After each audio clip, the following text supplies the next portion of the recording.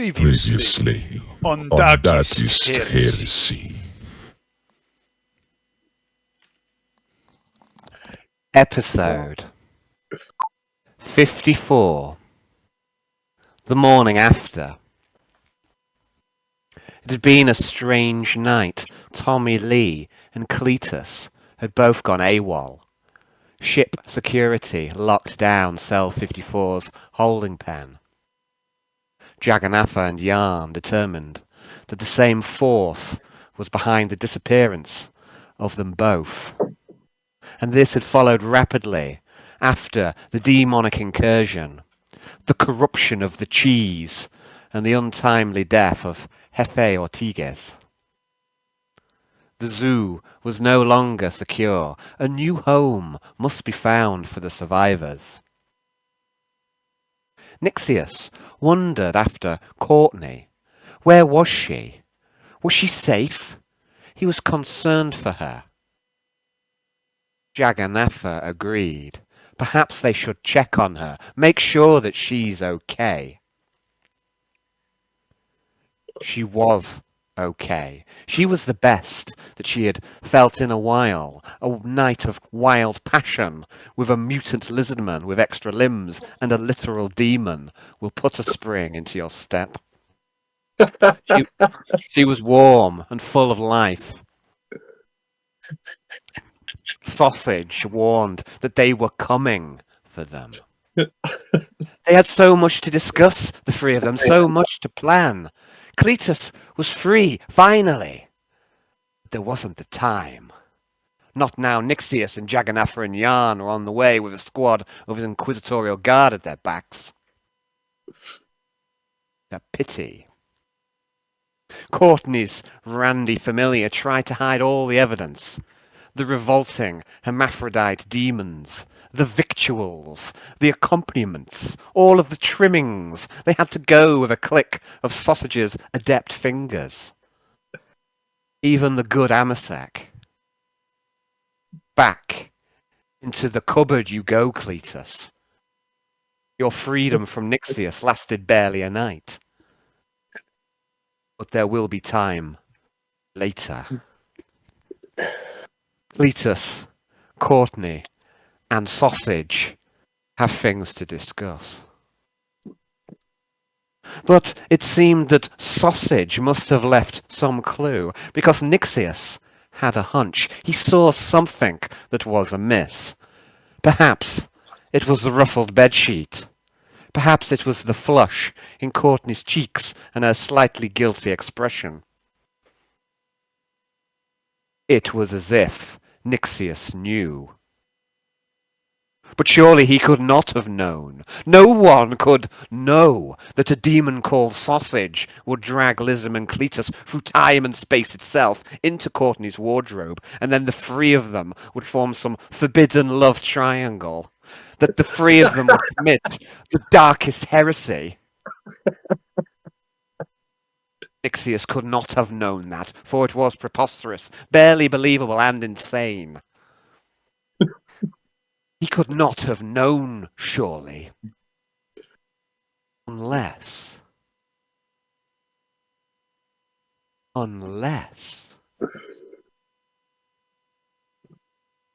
Nixios too had the prescience, the second sight that seemed so common on board the ship.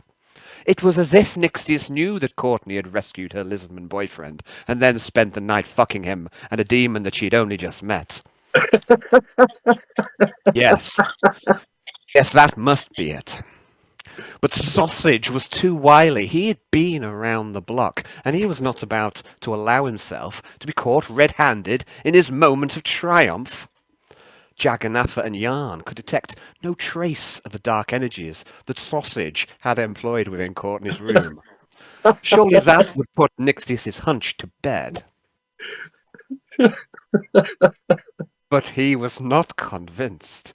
Ignoring his summons to the bridge, he secured servo skull records, and he went to the med bay and then cross-examined Melissa, who had passed Courtney the night before. Melissa her eyes still red from crying, confirmed that Courtney had indeed been alone when she had headed back to her room. Nobody cares about Melissa. Something didn't add up. It was as if he knew. But Nixios had more important things to attend to. He was directly ordered to the bridge by the Inquisitor, and soon they would arrive at Ridge Station, and Nixios must be at the helm. Meanwhile, a new reinforcement was unfrozen from the cryo coffins. He was desperately needed, as there were serial killers, seditionists, and now mutants and demonologists out of control on board. Lucius ordered that Commissar Yuri Shevchenko bring order back to the ship. Bring the ship back from the brink of chaos. He would be assigned to assist Jan, Nixios, and Jagannatha with their investigations. Nominally, he was assigned to Cell 54, that broken, shattered, failed group of acolytes. Yuri, his ravaged frame supported by crude augmetics, was equipped and outfitted. A heritage bolt pistol and finely crafted chainsword. He was reinforced with a squad of stormtroopers and gifted technology of rare prestige, a refractor field. Yuri must restore discipline. He must uncover the criminals, the traitors, and the agents of the arch-enemy, and deliver to them the Emperor's justice. This Yuri was made for. Yuri was all about the justice. Okay, guys, that is where we shall begin today's game. Coming for you, Johnny. Like Cletus was. No, not like Cletus was, but in a different way. Not yet. I'm coming for you. We shall begin today's game. Okay. Sorry, Alan. Sorry. It's out of control already, Alan. Oh, it's always been out of control. Oh, yeah. It was never in control. No. Okay, so just a couple of points I want to make before we start, because we're surely going to Ridge Station right now. Surely, right? So, meanwhile, 6 months earlier, I want to make sure. I want to know who has the miasmic mirror. I believe it's with Quintius and Quintius's character sheet and on his WoW sheet, but I don't believe you're actually claiming the stat bonus for that currently. So I just want to check. I think Jan and Quintius have swapped it between them at times. So I just want to ask your opinion on this, Jan and Quintius. Who has the miasmic mirror? My has it? Please. My inventory says miasmic mirror with yarn. With yarn. Yarn? As I say, it's not... Because if I look at your WoW sheets, it's not with yarn. I'll bring you onto those sheets just to show you what I mean. It's just a point of order, really, what you're going to do with it. So if I put you onto Yarn's character sheet, this is what I've got you with at the minute, Yarn. I've got you with the healing trinket and the enchanted finger bones. So Not the arc shooter. The orc shooter. Yeah. Nice. It's got a limited. That's been there a long time. That's been there a long time. You actually got that when the orcs boarded the ship. That was literally years ago in real life. The flies, the old Is it legendary item there, is it? The old decapitator. Does it? Legs. It has a limited number of fate points in it, doesn't it? The mirror. Yes, that's correct. And it's currently on its last fate point. Right. So You have a load of temporary fate points, but it also gives +7 perception, I believe, if I remember correctly. So that's not being claimed by anyone at the moment. So I need to know Who has it? Is it being equipped on your WoW character sheet? And if so, would you please add the stat to your character? Or alternatively, just leave the epic in your backpack. That's fine as well. It's not a problem. I don't mind. So what have I got equipped at the minute? Oh yes, I'll put you onto. Well, on the WoW sheet, I've got it on your character, which is All why right. I'm. I was going to say I don't But have the minute I've anything got- else, do I? No. This is what I've got you set up with at the minute. Yeah. Just want to check. I mean that But the minute I think- that free fate point, because Yarn's not coming aboard, is he? You're saying it's free. You use that word, but I don't Well- think it means what you think it means. The quiet voice in my head. I mean, I could definitely make use of it on Ridge Station, I think, James. But you know, Yeah, might you up take something. it, mate. You All right. take it. The +7 might come in handy as well. It's perception. My perception's not bad, to be fair, but It's quite a big yeah. big stat bonus. So it just seems a shame to leave the epic in the backpack. So you're happy to give it for Quintius to have it for this away mission. So it's got one temporary fate point, the only one remaining, and a +7 to perception. Okay, I shall rearrange my character sheet for my benefit. Okay, so that's 1 point of order settled. Another point of order.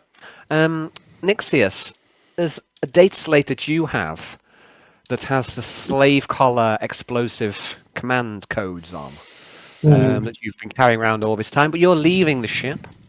Did you want to take it with you? Did you want to leave it with someone else, like Yarn, who's looking after Yeah, the sure. squad, or do you want to do something else entirely? It's up to you. Where's the data slate? Leave it with Yuri. That will be most convenient. I will purge this ship in one fell swoop. I mean, you are admittedly running out of mutant slaves, but you've still got the data slate. It's just a point of order. I mean, it doesn't really matter. I'm not asking for any reason. There's no reason I'm asking. It's just a point of order. It's just a technical point. He's lying, James. Yeah, give it to Yuri then. But I'm not gonna do it. You've not even met Yuri. You're not giving it to Yuri. It doesn't make any sense. I forbid it. Damn it! Give it to Yarn. Yarn can give it to Yuri. Yuri has not been properly introduced to anyone other than Aaron Mattis, the interrogator. And I'm looking forward to that introduction and the subsequent consequences of Yuri's insertion into the ship. It should be good. Of course, for Johnny.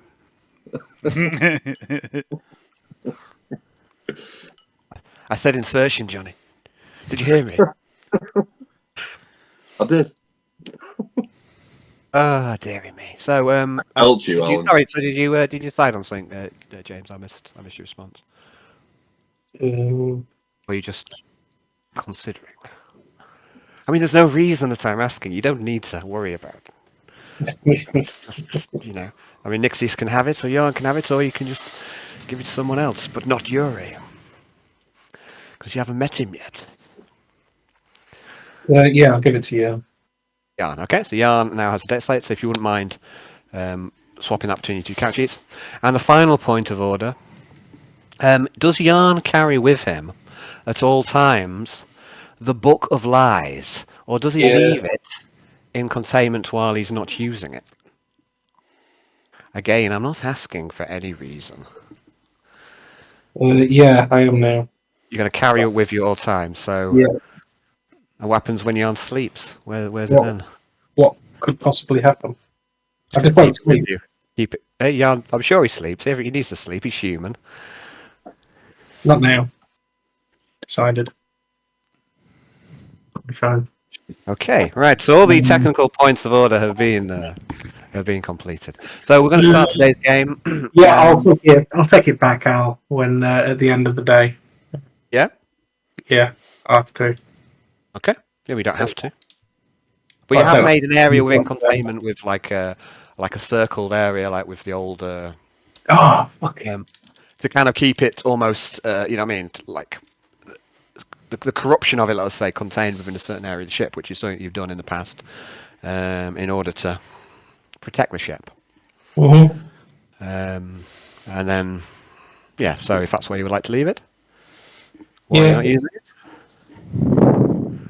Okay.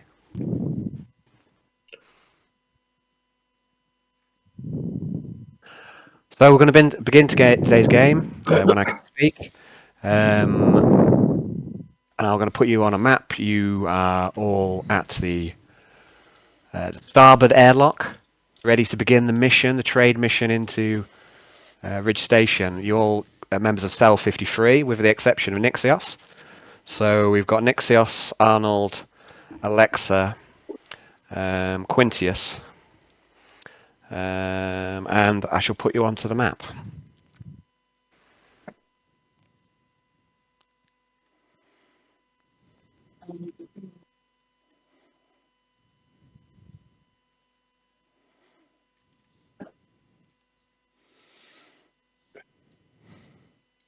Hey, did you see the map?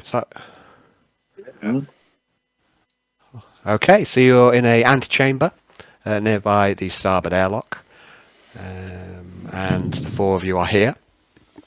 You will soon be met by Laura, where you'll receive your credit chips, which will allow you to make the purchases on this upcoming trade mission.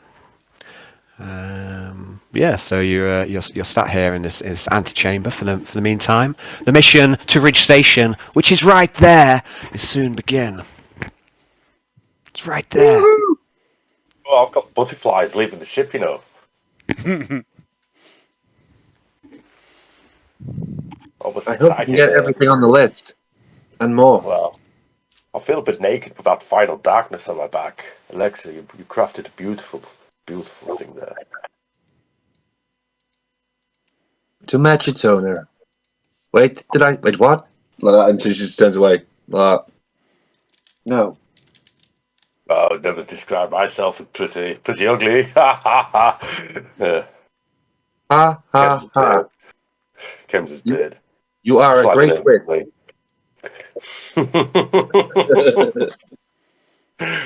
Annie Charles and sits on the floor cross-legged in the antechamber waiting. Looks up at Nixios and Quintus and says, "Their sales and orders straight, like trading fish from boat to boat, eh?" Exactly like that. I wouldn't know. I've never traded from a boat. I've only been used to plug a leak in one and almost pushed overboard. You were very useful that day, Quintus. Yes, I have a habit. The boat would have sank. Yeah. I have a habit of making both an arse of myself and being useful in the most inappropriate of times. And that day, both of those things came true at once. Oh, well, I do apologise for using you as a boat plug. No. That's a little bit long overdue. No, yeah, Arnold. Think nothing of it. I like to think that day my arse saved our arses. It did. I think I nearly lost my ass when I saw that crocodile. Yes, Alexa nearly did too. I'm still not entirely sure how she survived that entire situation. That was my first skull from Orkai. Your first, yes, whatever you said. Annie just starts looking off into the distance now after he's just mentioned that. I peer at him quizzically. Final darkness is better. He's still lost. He's still lost in his lost love. Uh-huh. Just thinking about that for a minute. That's all Annie's going to do for about 5 minutes now. Just You were strong then, Arnold. You were strong. You still miss the axe. yeah, it's like the axe is calling to me. But Plug it. Final darkness is nice and comfy. The weaker axe, Arnold. You chose the weaker axe. Alan, A pity. just Win seems to say. Okay, I'm not saying anything. I can't give it Well, a game. we go already. Never. I let it go when you pried out of my cold dead hands. I'll go on about it. I've got to labour it. And ladle it on as well. Sorry, do you say something, Dave? yeah, just to let you know, I have slightly tweaked my inventory because there's a couple of things that I hadn't added to what I'm currently carrying. and I've just added that before we leave the ship, if that's all right. Yeah, And I've altered the inventory handout as well to reflect the same, and I'm still in my carry limit. No, it's I'll say that, you're about to leave a ship, guys, and so if there's any, you won't be able to make any changes to your inventory after this point, after you leave a ship, or not readily anyway. Alexa, Yes. how did you do with my my sword, my sword stick cane? How it? It has been shelved as it is not a priority. Not a, well. I hope for one thing we don't get into a fight because I don't have another weapon. Let's buy you one. And also, I was considering using it as a swagger stick to make dramatic gestures and point at people and things with it. I suppose I'll have to find something else. I'm just going to root around in my bag. Oh, the cat monkey toy. No, not that.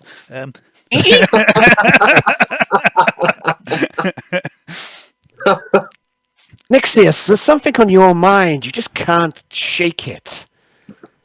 Courtney, last night. What's going on? What was going on? Something is awry, and you just can't get it out of your mind. No, it's fine. What is amiss there, Nixios? Nothing to hide Distracting here. you from your upcoming mission. All good. Nothing heretical at all. The wind seemed to say. What sort of hand weapon am I allowed to take? I know we're getting a weapon on the ship, but I meant like gun-wise. What would I be able to? I've got a choice between a shotgun and a stub revolver. I'll show you what we've got set up, because we did look at this, I think, in one of the previous. Yeah, we talked about it, didn't we? On stuff. I'll just put you on your character sheet. This is what I've got you set up with, Arnold. This is your last chance. See if you're happy with this setup. So you've got a mono-edged sword. I don't have you down with a gun at the minute. Have you got a gun you want to carry? Can you see this map? Yeah, I can see what you've got on. Can you put? Am I alright to carry the shotgun, or is that too big? Well, you don't know until you actually get to security, Arnold. You've basically been told no, that the Final Darkness is a murderer's weapon, and therefore it would not, no heavy weapons, no grenades. But they didn't necessarily tell you exactly where the cutoff is. You can always try. I will think I'll take my stub revolver and as a sidearm, and just obviously my mono-edged sword. Okay. What was the penalty, Al, for bringing weapons on that weren't approved of? Make an intelligence test, please, Nixios. You've got crammed quite a lot of information. You've been studying, you've been cramming ahead of this mission. You've been trying to prepare, but you just can't shake off that about Courtney, Nixios. It's bothering you. But apart from that, Nixios, you've probably bothering me as GM. Have you got a? Have you got total recall as well? Is that something you've got? I have, yes. You have. Okay. Let me just double check. Is there how does that work? Let's just double check how that works, because I'm sure that sounds quite relevant to this scenario as well, don't you think? I've got a spare stub revolver if anyone needs one. No worries. I'm just going to check the rules now, because I'm not familiar with that one, James. I've got it here if you need, Al. Yeah, so if you want to check me up, if you wouldn't mind, Mr. Co-GM, just checking up how Total Recall works. Through long years of mental conditioning and practice, your mind is like an archive, able to record and recall great amounts of information. You can automatically remember any trivial fact or piece of information that you might feasibly have picked up in the past. When trying to recall more detailed or obscure facts, such as the precise layout of a crime scene or a page you read in an ancient grimoire 5 years ago, the GM may require you to make an intelligence test. All right, so we'll say you can make this without a test. Nixios, you basically know that although items are prohibited, there's no necessarily crime for trying to bring them on. They're just they're just prohibited from taking on, unless of course they suspect you're up to foul play. So there's a lot of discretion on the station authority has within the remit of a station. So although there are a series of laws, the only real law is that the station authority is in charge, and there's quite a lot of discretion depending on the managers who are dealing with any particular case at any given time. So if they were to suspect you, they could potentially throw you in jail and demand, in effect, what is in effect a ransom for your return to the ship. But if it was an honest mistake, they would probably just prohibit it from becoming on board, and and let you go about your way without causing a scene.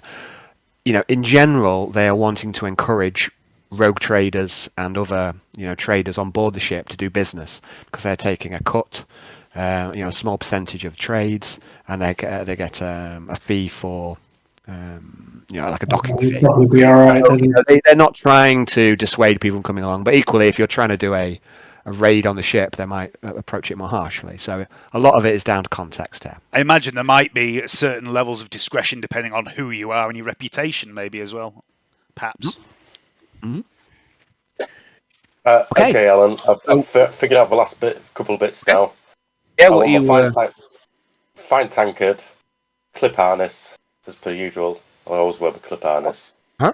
And I'm going to leave the stub revolver and just go with the officer's sword sort of thing, So to confirm, you're not taking even a sidearm. I mean, you will know, or you can know that the sidearms are not prohibited. Like, you're not forced to leave a stub revolver behind. Instead of a gun, I'm going to take the mono-edged knife as my sidearm. If you get desperate, I have 2 pistols on me. Okay. I kind of want to chuck the knife at someone. That's why I'm taking it. That's good. Before I charge it. I suggest throwing the sword instead. Yes, that's always a good technique, isn't it, Johnny? Just stick it in your boot, and then take a fucking pistol. Okay, guys. A guardsman without a sidearm. Ridiculous.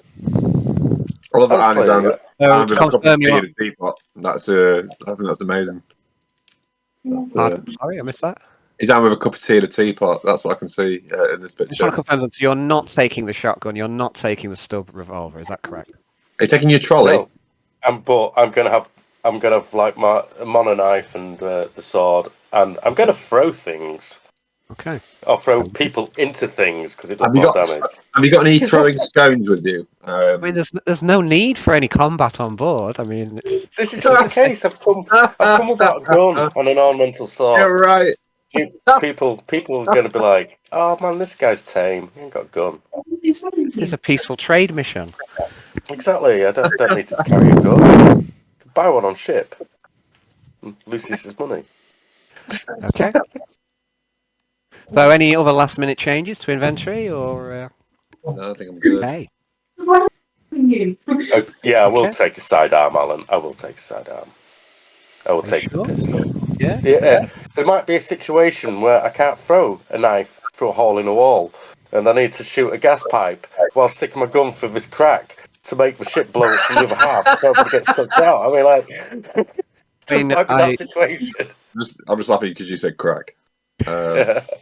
You wouldn't want to bring a knife to a gunfight, would you, Aidan? I mean, that would never do. Anyway, I was just thinking. We'll stick with that. Okay. So these are final chances, guys. Any changes? So we all settled. Everyone good to tankard. Yeah. That's my charm. Okay. Quintius. Go on. I was just saying Quincy's bought me this tankard. I think. So, or did I steal it? I'm not sure. I think you may have stolen it. I've got a feeling you have. I think I did. I mean, if I had to gamble, I'd gamble on theft. Yep. I did enjoy that. Was one of my highlights of the whole campaign. Was just basically putting it to you all that it was bring your own tankard and seeing how you all dealt with this it was good, that challenge. And it gave quite a lot of different. It was like, there was a lot of meat on that one particular. And it devolved into a bar fight. Yeah, pretty much. We have people drinking from like A tin. helmets, from like rusty tins, from all sorts. We have people stealing tankards, and yeah. And I think most of you now actually have a proper tankard. But that was a good little mini game, I think. Okay. Quintius, Hello. you receive an urgent comms. Just one moment. It's Laura. She speaks quickly. It's almost like she's trying to keep her voice down, and she says, "Quintius, Don't fuck it up." we haven't much time. You remember the deal that we made? That I would try and get you out of trouble, and you would give me my heart's desire."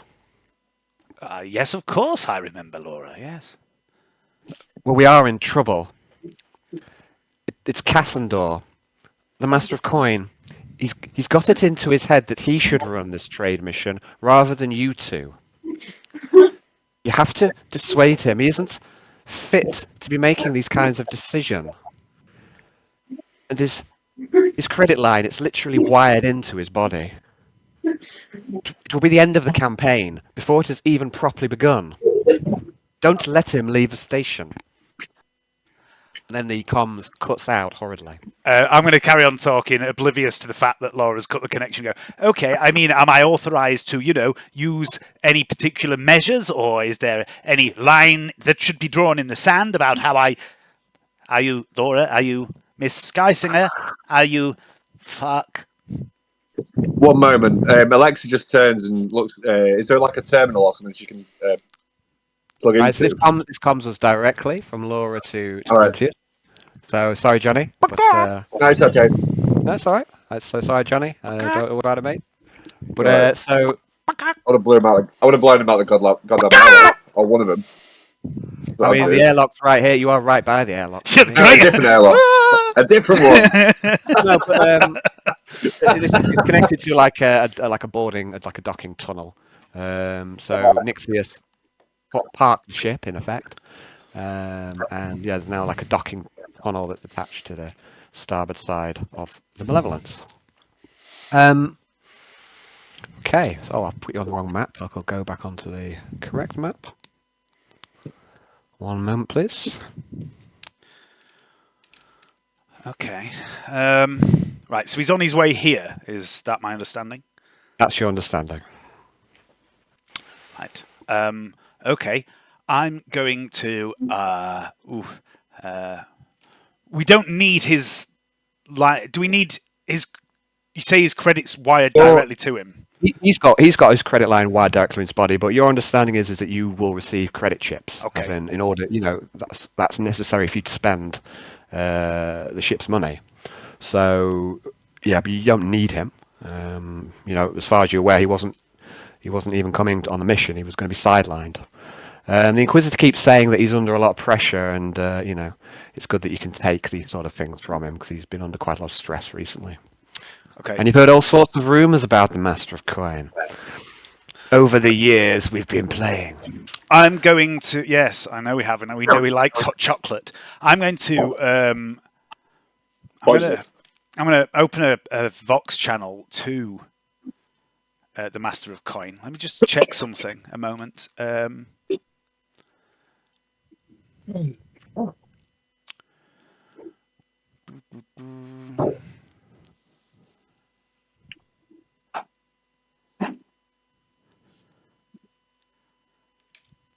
Yeah, I'm going to open a Vox channel to Cassandor, and I'm going to use Mimic, and I'm going to put on the voice of the Inquisitor.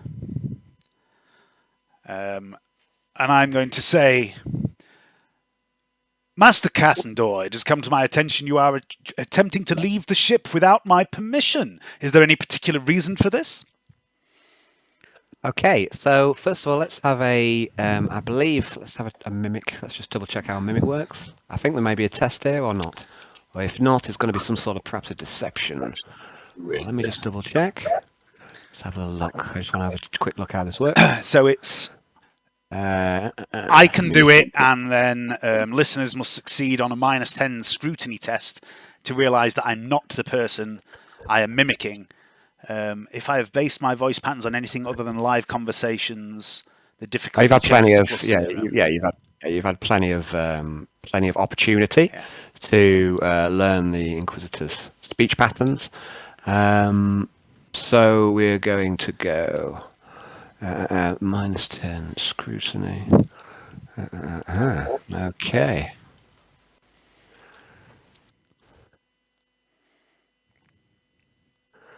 Okay, so you're asking him. Sorry, just repeat what you're asking. You're asking him. Oh, what's his reason? Yeah, what's his reason for leaving the ship? And this is a direct call to the Master of Coin. Yep. Okay. The Master goes. Yep. Inquisitor. Yes. Of course, I'm leaving the ship. It's the trade mission. We're here at Ridge Station. Of course I'm leaving. Yes.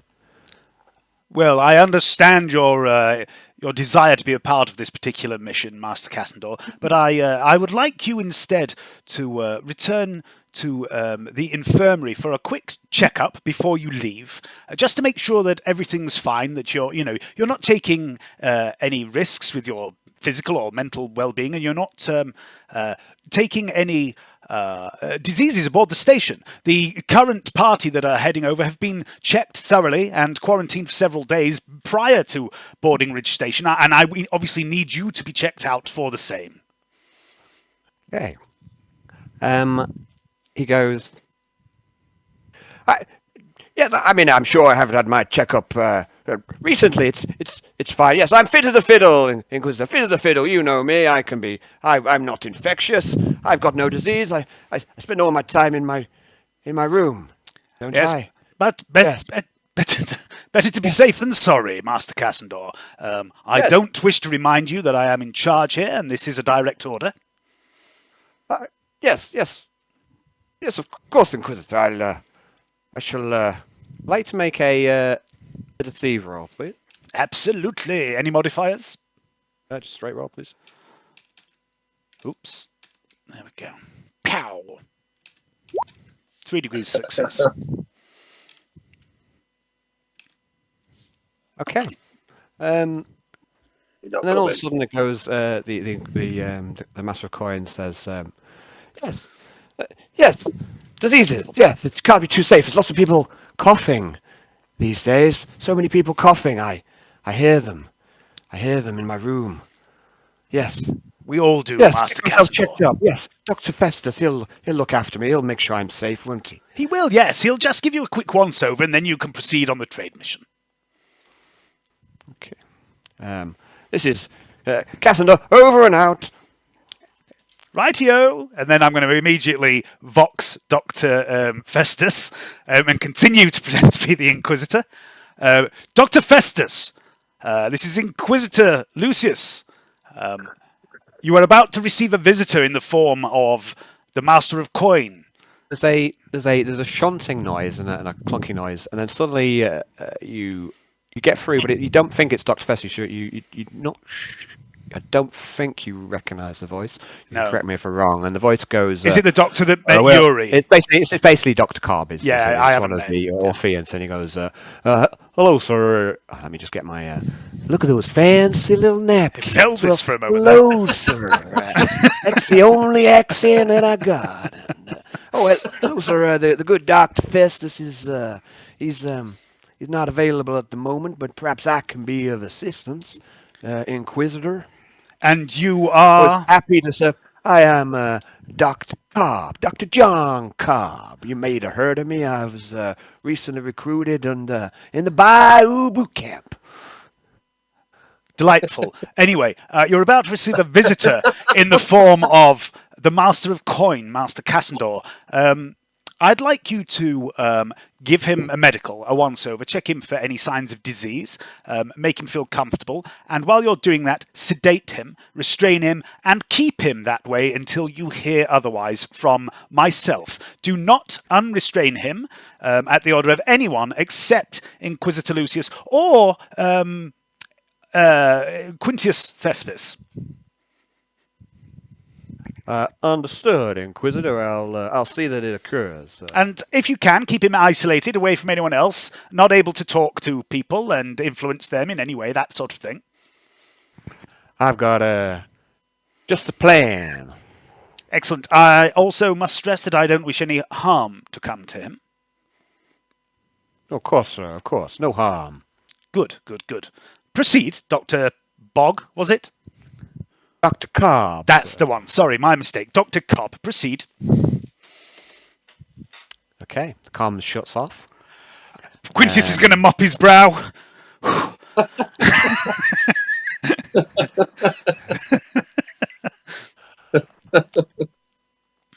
few moments pass. Just the four of you. And I'm going to try and vox Laura.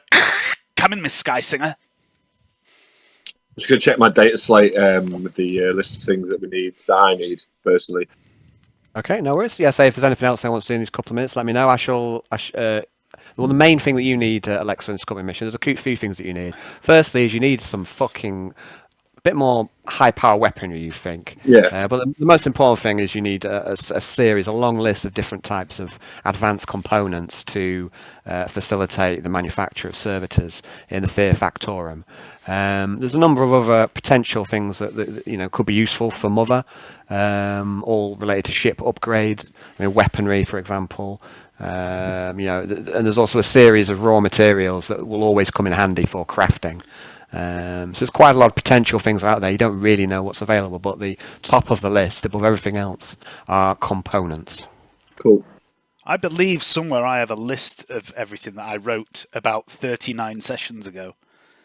I've put there's also I've made it. Where are we? If you go on the handouts, if you want to read the handouts, Johnny, they're all there, right there, ready for you, Johnny.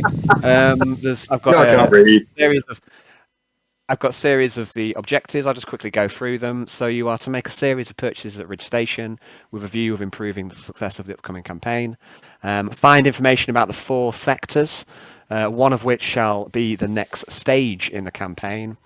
You'll then need to choose one of the 4 sectors to travel to. Stay out of trouble. If a station authority arrests you, it may be impossible to secure your release. That's a primary objective to anyone who might be listening. Secondary missions, it says here, a battle is coming. A mutiny is inevitable. Prepare yourself for combat. Secondary mission also I've got here, deal with the tentaculate, which I think it was Nixios. It was Nixios who bought that and brought it up, the floating brain thing. Yeah, it was Nixios' fault. Fuck you. We're going to sell it. I mean, you need to deal with it. It's a threat to chip. I mean, if you can find someone stupid enough to buy it, then that's an option. It is an option. I mean, it's a perfectly legitimate strategy. We can sell anything. You have to find some fool. Is what you'd need to do with that. And then tertiary objective, it says many parts of the ship are crying out for funds to be spent upon them. Dr. Festus is after medical supplies. You've literally given away, the very last dregs to help out these refugees at the command of Captain Thespis. The King Cook is after a varied diet, which will be good for morale. Lieutenant Charles Ash is after upgrades for the interceptors, and Orm is after components for the Fear Factorum. And if you supply ordinary resources to different factions, this can strengthen or weaken the factions on board the ship. There are your current objectives for the PCs. There's no need for you to read the objectives, Johnny. I'll read them for you. It's not a problem, Johnny. Don't mind, Johnny. Let's good, Johnny. Let's get aboard the station. Let's get aboard the station, see the lay of the land, and then we'll prioritise what we need to buy first, I think. I mean, to be honest, at the minute you've got no idea what's coming. So let's see what's coming, and then we'll prioritise what we're going to try and deal with. Is it like a giant space mall? That's what I'm hoping for. Yeah. It's Meadowhall in space. Sorry, what's that? What did King Cook ask for me?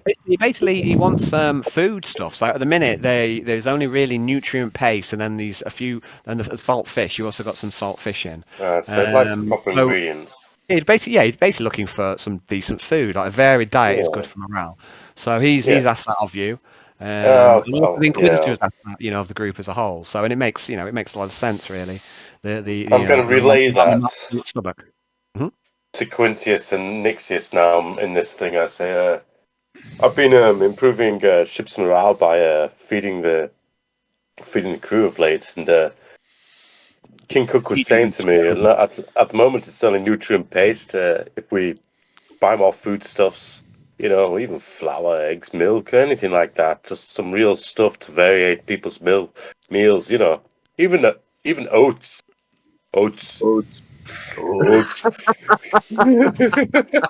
Yes, don't you worry, Arnold. It's all on the list, and I'm going to tap my little notebook and charcoal pencil that I've got. That list isn't big enough, Quintius. It's like 5 items. That's all that's on the list. Right. Anything more than 2 things is a list.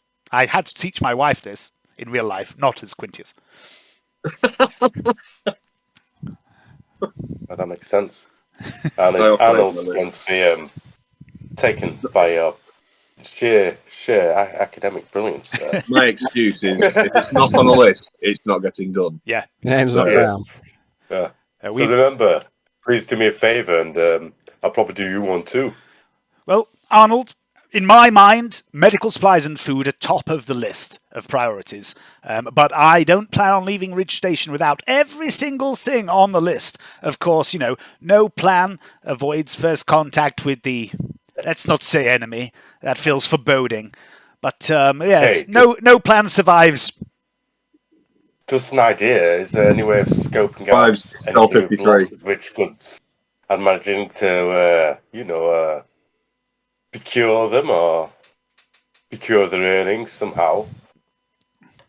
The what? A bit like piracy. Oh, well, Arnold, let's not get ahead of ourselves. Let's get on board Ridge Station, see what's going on. I mean, I'm all for a bit of buckling the swash. Ship to ship, aren't we?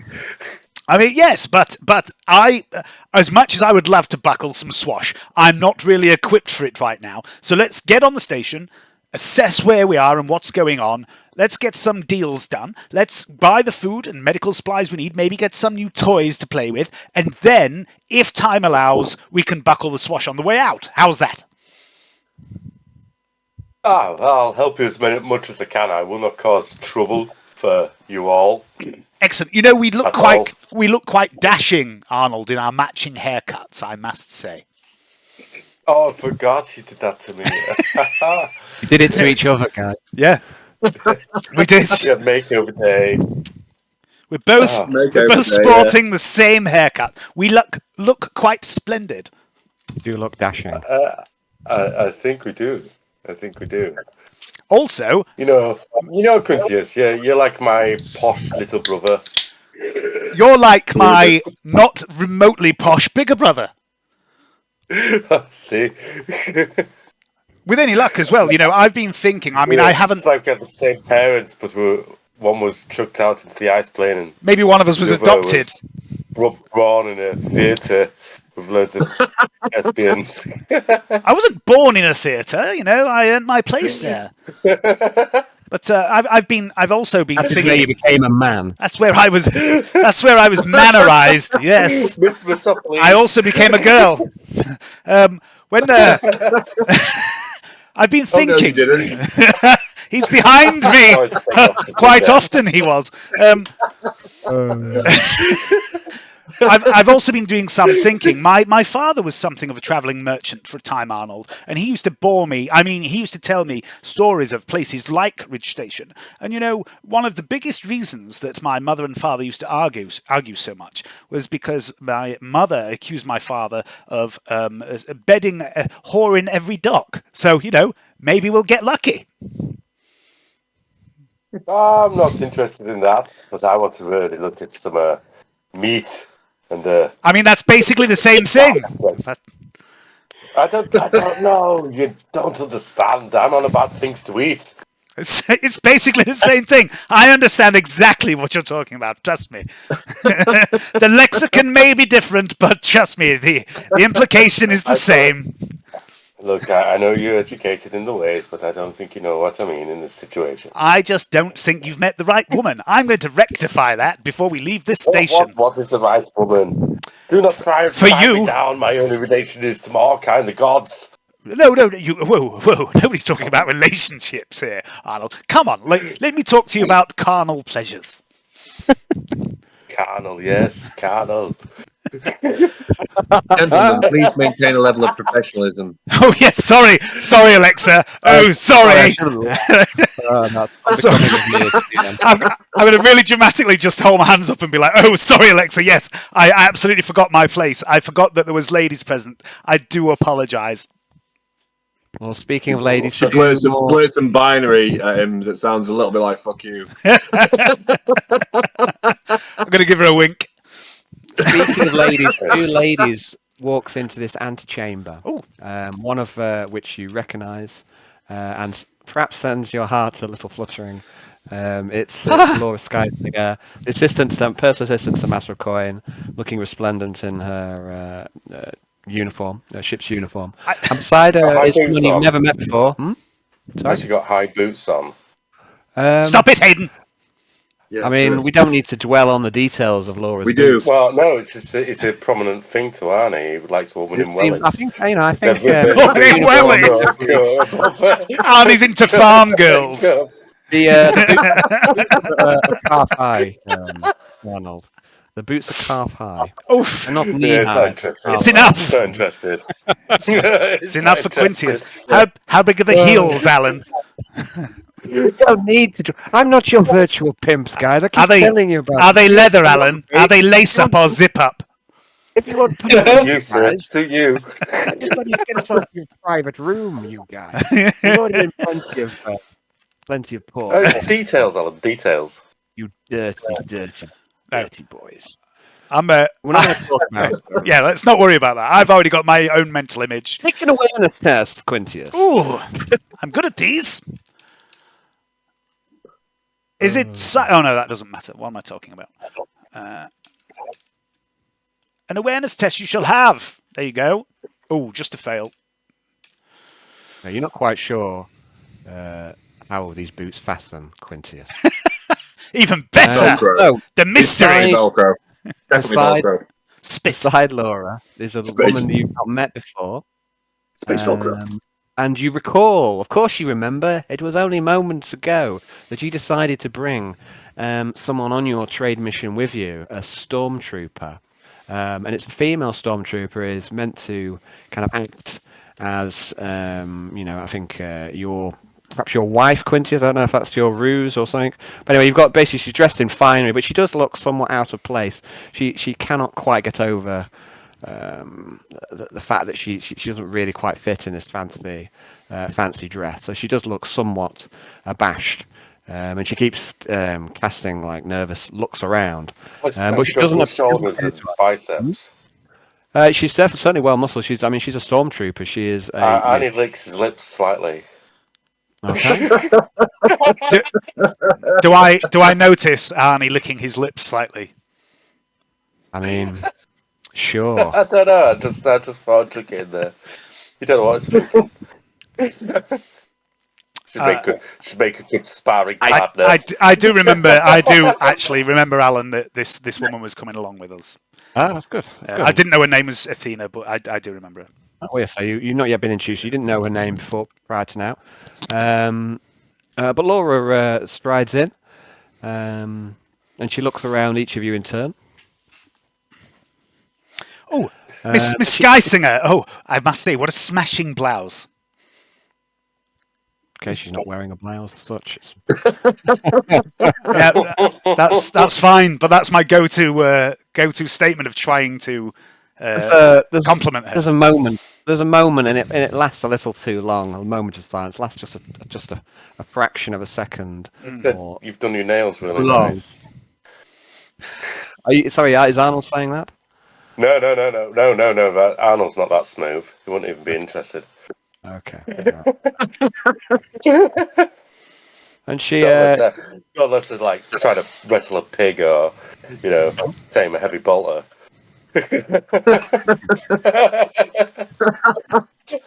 He has specific taste. With willies on.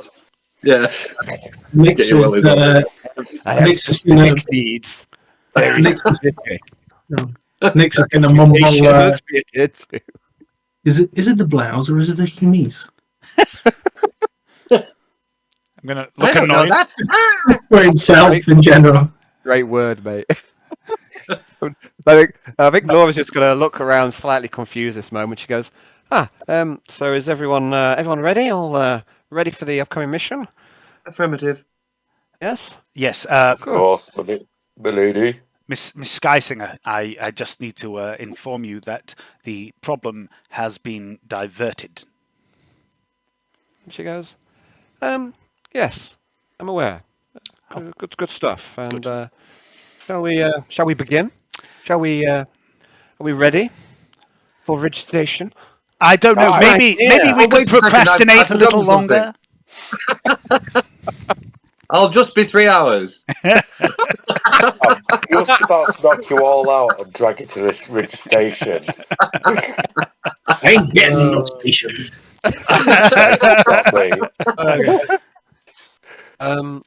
This is your companion you requested. Her name is Sergeant Athena, but obviously perhaps we shouldn't refer to her as Sergeant on board the station. How about dearest? Athena looks up. She again. There's just a little bit of uncomfortableness there. You can help seeing her eyes. Quincy, you don't need to make a test to see that. And Laura turns to Athena and says, "You shall be assigned to this group's protection and also acting as Quintius's wife, I believe. Is it Quintius or?" Wife, consort, whatever suits you best, my dear. And I'm going to approach Athena as I say that. Okay. And she looks at you and she makes eye contact, and you realise she could probably snap you in half like a quaver. I'm into it. Arnold licks his lips. Quincy's is going to offer an arm to her. Okay. And she takes the arm gingerly. He says, I'd like to move your token if you would, so you're next to Athena. And I'm going to say to her, might I say, Sergeant Athena, that you look quite lovely this evening, morning, whatever time of day it is. Okay, it is. It's still morning. It's about 11 o'clock ship time. Okay, this morning. And she. Okay, I would like you to make a just quick charm test, if you kind. Quincy's admission has begun already. Oh yeah. She smiles. Sorry. Is anyone else doing anything at this point? Nixios? Nixios isn't even there. I'm going to wait for Nixios' turn. I'm also going to get a drink, perhaps. And I might go get a cabanal sausage to snack upon. I'll be right back. Ooh. Cabanal. Euphemism. By the way, Arnie, I am 100% going to try and set Arnie up with this woman. But I'm going to I'm going to try and schmooze her. I'm going to try and honestly, you don't have to. You don't have to. Arnie has more of a relationship with death and axes and weapons. This is the sort of thing Quintius would do. Sort of relationships. He absolutely would try and set you up with him. But the thing is, first he has to schmooze her himself, and then and then we go. I'm not really interested. Go to Arnold. You don't understand. I'll not tell you anything actually. Are you a eunuch? Surprise. Arnold's a eunuch.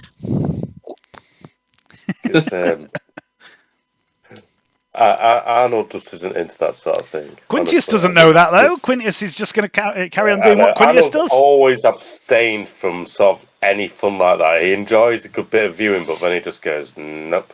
I've always played Arnie. No sex drive.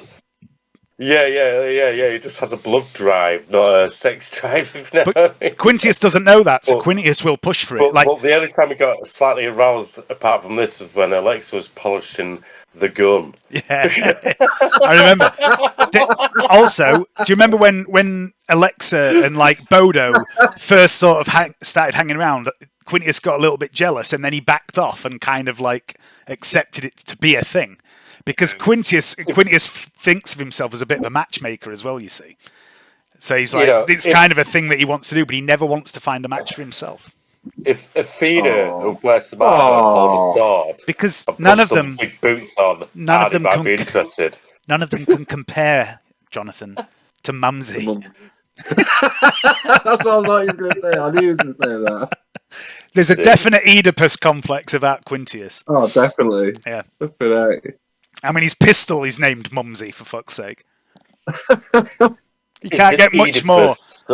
Right, just from what you said, is an Oedipus complex mum complex person? It's an Oedipus was. Is it from Greek or Roman mythology? I think it's Greek. Yeah, it was basically a guy that wanted to shag his mum, and I think did shag his mum. Yeah. Yeah. Well, yeah, that's basically what I've said, isn't it? Yeah. So that is right. I think wasn't he punished by having his eyes quite out? down so I can understand it. Like crows on a daily basis. Yeah, that's exactly what happened. Yeah. Yeah. So I'm fully expecting Quintius to get blinded at some point for like thinking of his mum in such ways. But he doesn't actually think of his mum that way at all. I need to stress that. It's just he has this bizarre emotional attachment to his mum. I think the Oedipus complex. It's a Freudian thing as well, isn't it? Yeah. He summarised that because it was about the psychosexual relationship between people. Exactly. That's basically what it was. That was his theory, anyway. Yeah. It was one of his pretty much leading core beliefs, wasn't it? Yep. We're just talking about Quintius's obsession with Mumsy. Yep. Yeah, I don't know. Freud would have a field day with me, I think. I think he would have done with most people, to be fair. Anyone that says otherwise is a liar. I don't know. Well, I'll say there's a picture. I've got a photo of my mum at the minute, which my old man gave me, and it's a beautiful picture of. I've got a little shrine to it at the minute because I was read on Mothering Sunday. But I can't. And Helen, bless her, did seem to delight in pointing out to me that she's a fucking, in that particular picture, she looks a fucking spit of Nicole. And, and unfortunately, I can't really, you know what I mean? It's like, the problem is like, and I do think they have a lot in similarities in how loving they are, and how they have this kind of, very giving nature, let's say. But also in that particular picture, she does look quite similar. So, Nicole Helen did delight in pointing that out to me, and I put up a bit of a defence for a bit, but unfortunately, I can't really. Alan, just turn it round.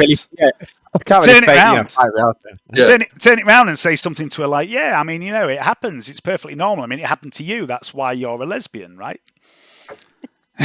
I'm not witty enough at all. Not witty enough at all for that sort of quick one. No, don't use your wit. Just say, "Shut up, Helen." Shut up, gay woman. Woman. This is a man's house. I just want to straight say fuck off, you weirdo. Well, I think my mum that way.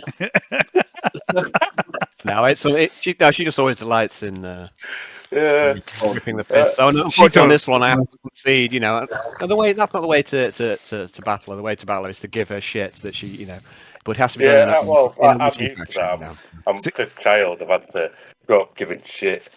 I'm quite happy as well.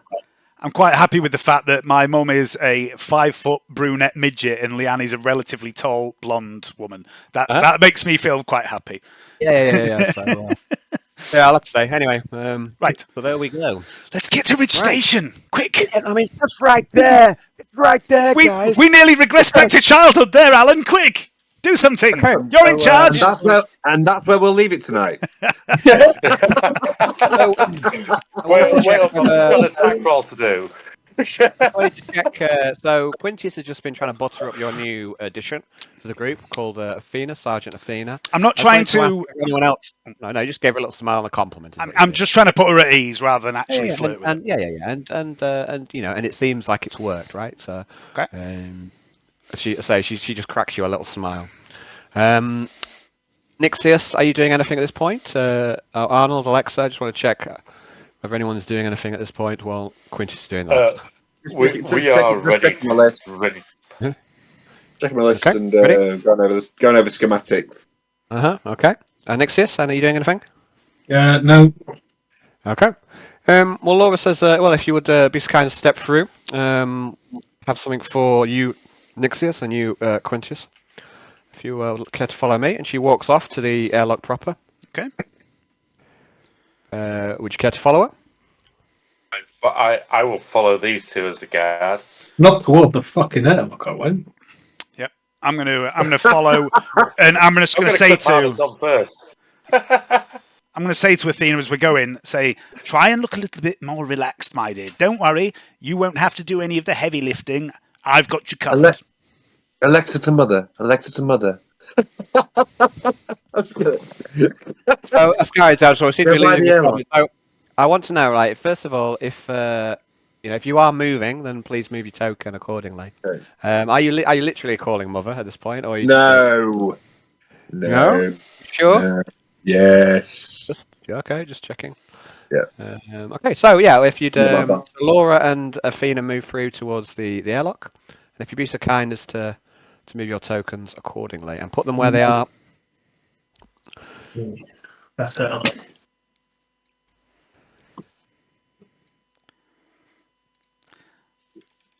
I keep trying to put myself next to Athena, and I think you're moving at the same time, Alan. We just keep ending up on top of each other.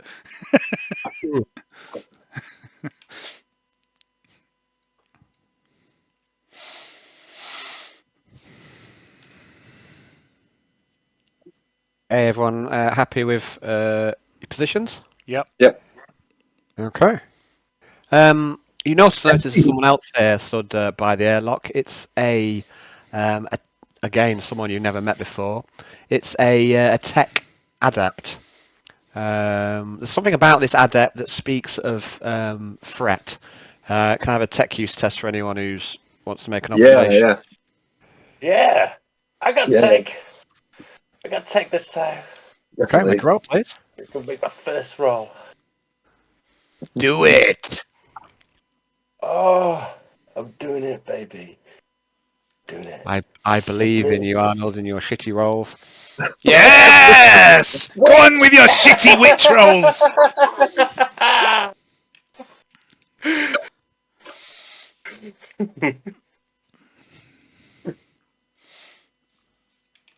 Did you get a roll from Alexa? Yeah. Okay. So all three of you, it seems very clear this tech adept is highly advanced.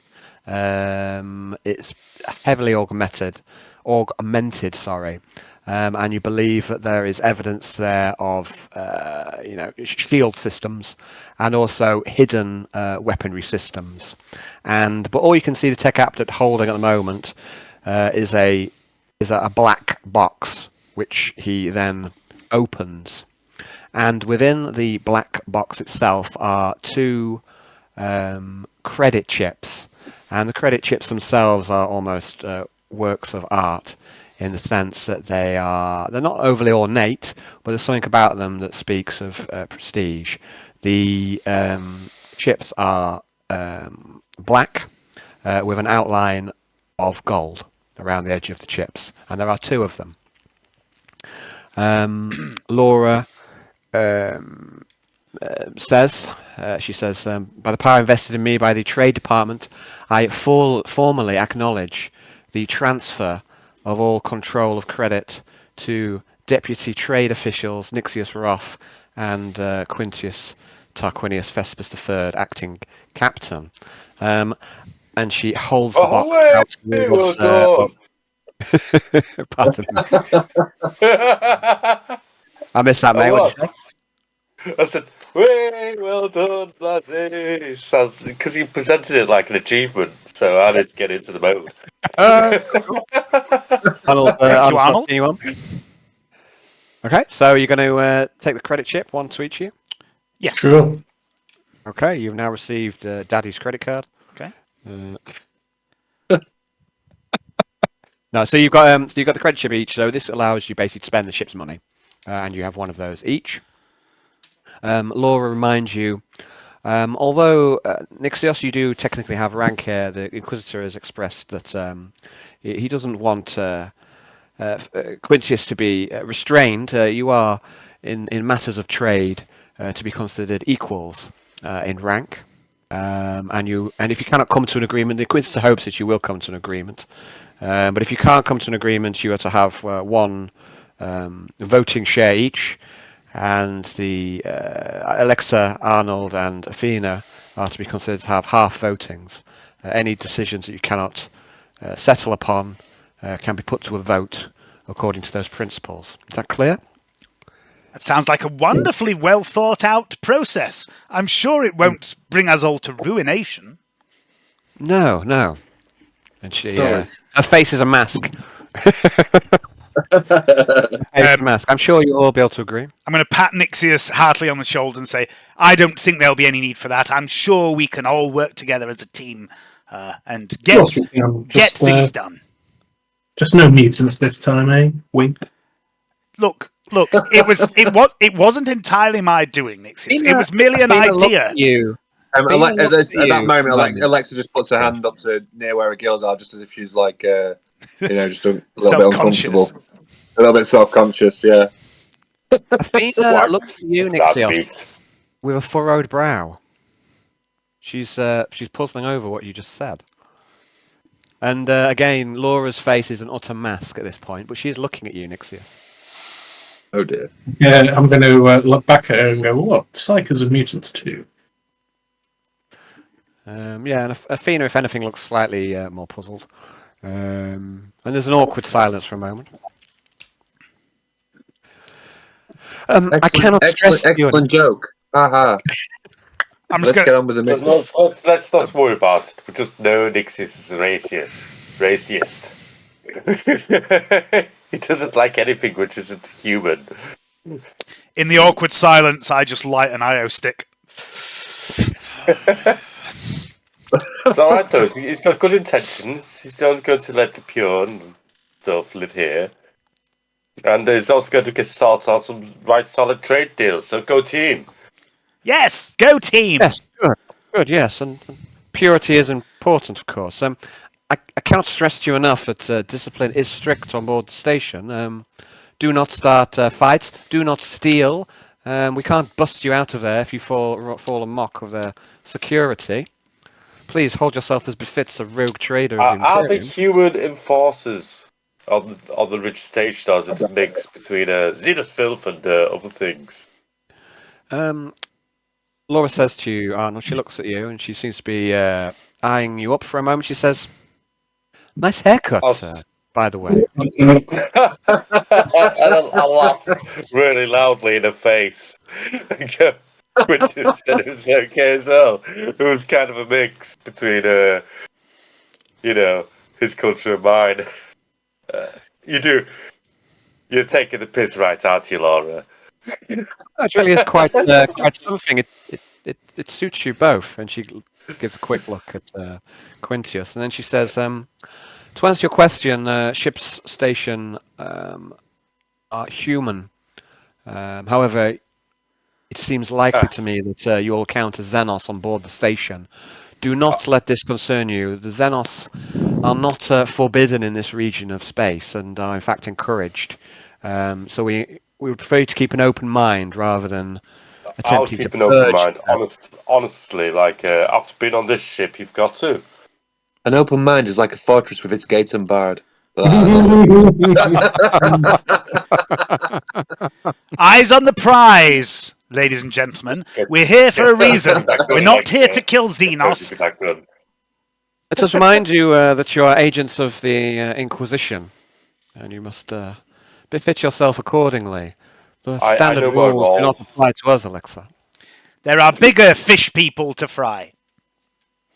I'm going to glance at Alexa as I say that. Let's hope we can do our best to get the best trade deals. She raises her eyebrow. I'm really quite into this shopping malarkey. It's like being at the markets on Fenris. Oh, the fish, the crustaceans, the wolf pelts. The shell traders. Are you rubbing your top of your legs with both your hands like saying bastards didn't paint the shells. Go look, another wolf from Fenris. And we go, there are no wolves on Fenris. Why are you selling me these fake furs? Anyway, I digress. Let's get going. Yes. Let's get going. I mean, right here. So she hands you this credit chip. She also hands you a data slate each that shows you the trade inventory goods. These are also available for you to read in the handouts if you have a mind to. They're right there.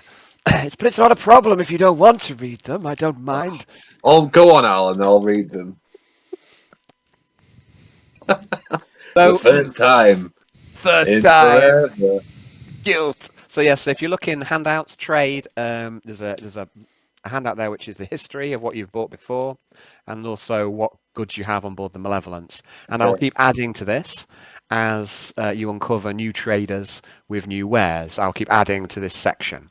You'll also find all the trade items that were on Orpheus for, and also a summary there of what you bought at that time. So the details of those goods are also there in that section. So that'll be the trade handouts, and I'll keep adding to that over the course of the next however many sessions we spend here. Cool. Suddenly there is a kerfuffle. Oh no! There seems to be movement, a distraction. There's noise, and one of the guards pops out of his nearby antechamber and fires his pump-action shotgun, seemingly at the ceiling. But whatever it is, it's moving too fast. It darts past the shotgun blast and leaps onto Quintius. Oh, fuck. Would you like to dodge? Facehugger. I will absolutely have a little dodge. Just Can I make a reaction check to see if I can catch this little fucker as well? Because I'm right next to Quintius. Failed. You are right behind Quintius. So let's hold on. So let's have some checks first of all. So something happens. Let's have a reaction check. So how are we going to do this? Let me have a little think. I'm off for a wee while. Initiative? Yeah, we shall have initiative roll. That's a good idea. Thanks, CoGM. That's what I would have done. Quick into it. Makes sense. So roll a D10, add your agility, please. You just secretly want combat, don't you? I told you there wouldn't be any, didn't I? I don't believe you. Anytime. I trained you well. Oh, where's the dice? Wisdom. D10 plus 10, yeah? I don't know what your agility is, Hen. I don't think it's 10, is it? I rolled D10 and I've got an 8, and I think my agility is 4, so... Okay, so that'll be a 12 then, yeah? 12. Oops, I'm just going to clear that. Let me move on. So yeah, that's right. 7 for me. 3 plus. So is that total, is it? 7? Yeah. Yes, I clicked on the button you kindly provided many moons ago. Okay, cool. I just want to double check that's still valid because I probably haven't updated it in a million years. So 42 divided 10. So I think that's okay. So it's 3. But yeah, I did that so long ago. I'd even forgotten its existence. I'm surprised myself that I've been GMing a game like this and I've just forgotten that. Where to press? Let me just double check this. Please, you're... Use myself. Check your character sheet, Nixios. You've got an agility. Yeah. So actually, it's all worked. So that's working. It's worked perfectly. Told you. Okay. So at turn. Although I'd already, unfortunately, you did it, and then I cleared the list immediately after, so it didn't work as well as intended. But that's on me, not on you. Sorry, are we rolling initiative? Yeah, if you would be so kind, because Arnold wants combat for some reason, but I told him specifically there would be no combat. 11 from me. I need to roll as well, then. And I failed. You can roll. I failed my dodge, by the way, Al. Okay.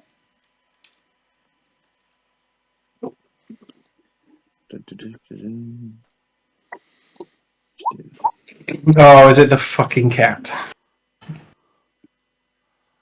I don't know, but it's about to get sliced in half mid-air, whatever it is. Okay, so as you are correctly deduced, Nixios, it's almost as if he has the prescience. He foresees the future.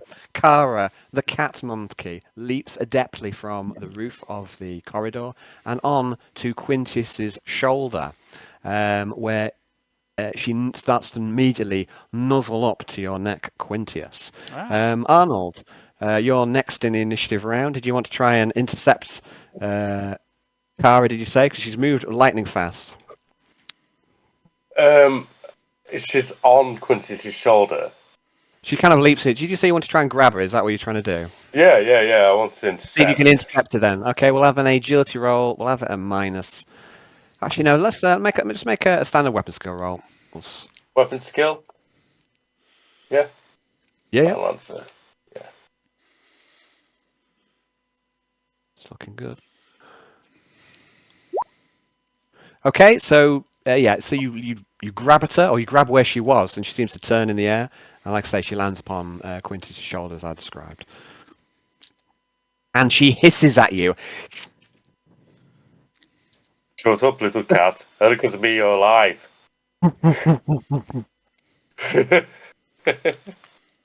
One Inquisitorial guards comes into you, or into the group, and says, "Is everything okay?" Yes, it's fine. It's fine. Whoever you are, it's just Sergeant Kara. Stan. My name's Sergeant Stan. It's a perfectly good name, sir. It is a perfectly good name. You're right. You should be proud of your name. But we've met twice before. I'm sure we have. I'm sure it was most memorable for you. There's not an issue at all. There is merely the simple matter of me forgetting my most beloved companion, who's a good girl. And Kara purrs and ooks softly into your ear. Is she on my shoulder? Yeah, she's and kind of a tail is curled around your arm somewhat. Completes the picture. I'm gonna turn to everyone and give everyone a big grin and go, I'm starting to feel like this might be my greatest role. Alexa just puts her hand to her hand. I just say to him, all I need to do is lose a hand and have a hook. Yeah, and an eye patch. An eye patch and a peg leg. One at a time, one at a time. You find the dark. Why is everyone trying to maim me? This doesn't feel good. Yeah, I'm just gonna pet Kara. Okay. Yeah, and she obviously enjoys the ascent. Alexa points to the sign that says "No heavy petting." I'm gonna turn to Alexa and go, "Don't worry, Bodo's not here." She's to ignore Quintus. A little bit of jealousy, maybe. Who knows? Would you? Do you think that strange cat monkey will get through customs? Probably. I mean, I don't know. Let's fucking find out. Let's not worry about it. Come on, let's be off. Has it had its shots? Yes, all of them. All of them. Every shot. Every single one.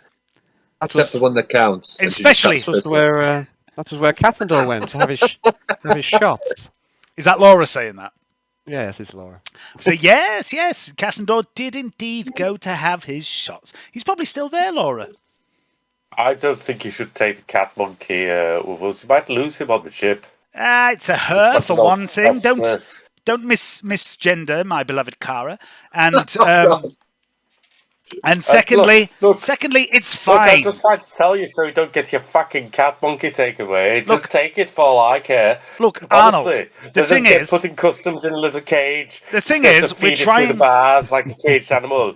It's up to you. We're trying to pretend to be rogue traders. Rogue traders are known for their flamboyancy and their flouncing of the rules. How better to do that with some sort of Xeno pet upon my shoulder? Kara, at the moment, she's like grooming. You know, you've only got hair on one side of your head, hasn't she? She starts to groom you, the hairstyle that you have. She's looking for nips or sleeves. Just letting her get on with it. She has the uses. Exactly. Every now and then she pulls something out and seems to eat it. I mean, that's a little disconcerting, but anyway. I'm going to see if I can brush anything out my beard. Let's give us a little hand snack. A whole pig falls out. I'm not quite sure. Is that a serious suggestion, Hayden? Yes. Let's have I don't know. A beard-like I'm not sure where beard foraging comes in. So let's go with awareness, please. Can you give me a beard grooming check, please, Hayden? Surely it's a survival roll. Thank you, Dave. Thank you, James. I appreciate your co-GMing. Always appreciate it. Yes, we have a survival roll, please. Good call. You could have gone for valet as well, couldn't you? Yeah, he hasn't fully learnt valet, but yeah, I mean, I think survival is the wiser choice. But I don't believe that's sufficient. unless you're using a fate point. Use one. No, Do it. not for Yeah, but you had your makeover day, Hayden, and you're well groomed. It doesn't seem like there's any bits of food left. You're on your best behaviour today. Your beard is clean. Alas, I feel a little bit more hollow inside for finding no extra bits of food treats. No beard bonuses. No beard bonuses. Laura says, "So are we ready? Have we?" No, 1 second. I just need to go to pee. I'm only kidding. Yeah, I did. Let's go before some horrific incident occurs and we all die, or maybe die of old age. Let's go. There was one. Oh, so she seems. Oh, just forgot I said that. So Laura speaks to the guard who's right beside you and says, "Please open the inner airlock door." There is a mechanical sound, and the huge circular thick-set airlock door starts to rotate out of the way.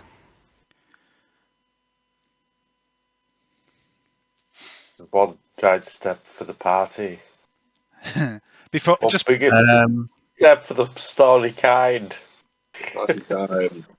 Just 1 second. I am just need to sort something else out. 6 months earlier. 25 seconds earlier in a different plane of reality. Wait. Would you care to head into the airlock, guys? Before Inside I do, there's an engineer. It seems he's dressed he's fully enclosed within a galvanized rubber suit, and he looks up from his work. Alexa, please do not stand on top of the engineer unless you are doing something odd. it's very bad form. It's poor etiquette to stand on the same square as another. Unless I've not put him in there. Is he there? I can see him.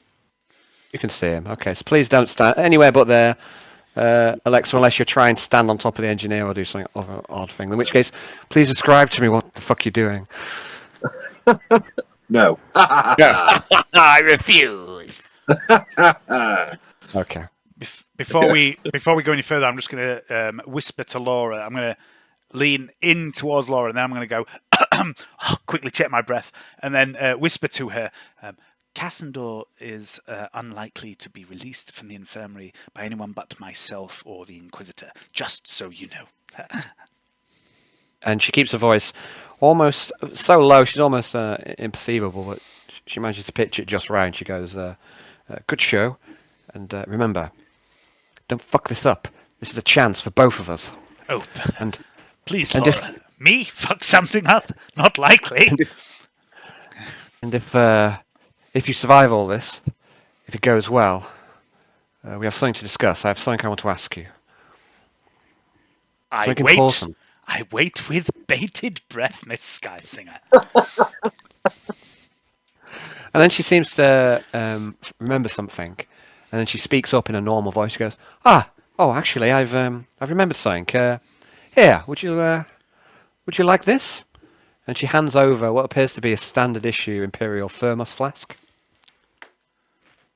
Is she offering that to Quintius? Yeah. I think I would. What? Yes. What is it? What? Yes. And she leans in. She goes, "It's hot chocolate, real chocolate. Oof. I think you'll love it." Delightful. Sounds amazing. Thank you, Laura. And she favours you with a small smile. And because Dave isn't a metagamer, he's going to just unscrew it and have a sniff and then screw the top back on. It's anthrax. Everybody's dead. Okay, so she says again in a loud voice. She says, "Good luck, everyone." I'm going to attack this engineer. Going to break his neck before I go out the airlock. Are you sure you want to do that? I am. Okay. Right. Falls on the disengage button, and we're all blasted into space. So I want to just confirm that you're going to murder a member of your ship's crew in front of everyone else. For no reason. No reason, is that right? Who needs one? Are you sure you want to do that? No. No, I won't do that. I'll go out. I was really tempted to murder him. Sacrifice him to me, the wind seems to say. No. Are you, Quintius, are you going inside the airlock? I am. So please move your token in there. Nixios, you're in one of the antechambers with, there's 3 Inquisitor or Guard in here in this antechamber. It's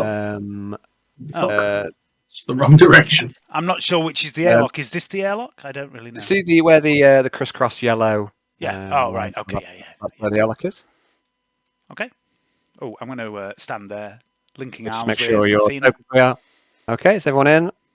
Everyone in? Okay, I shall then heal the airlock back up. One moment.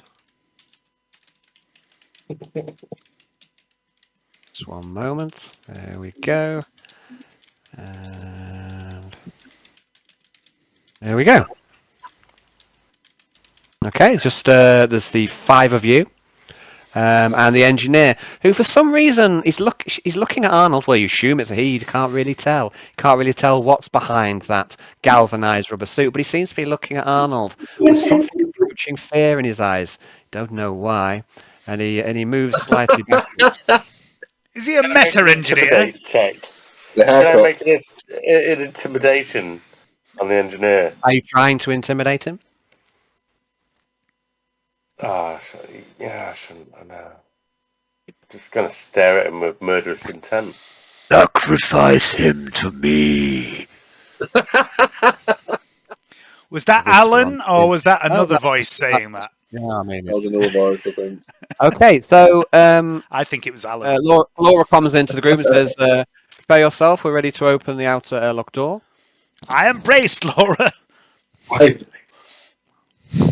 Okay, and again, there is a mechanical motion as this huge circular airlock door starts to rotate, and you can see the docking tunnel ahead of you. So I shall just sort that out.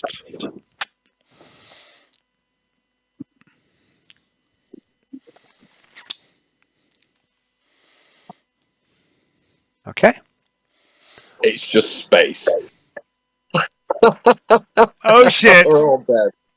I'm hoping you can see what's like a boarding tunnel. We can see space, Alan. We can literally just see space.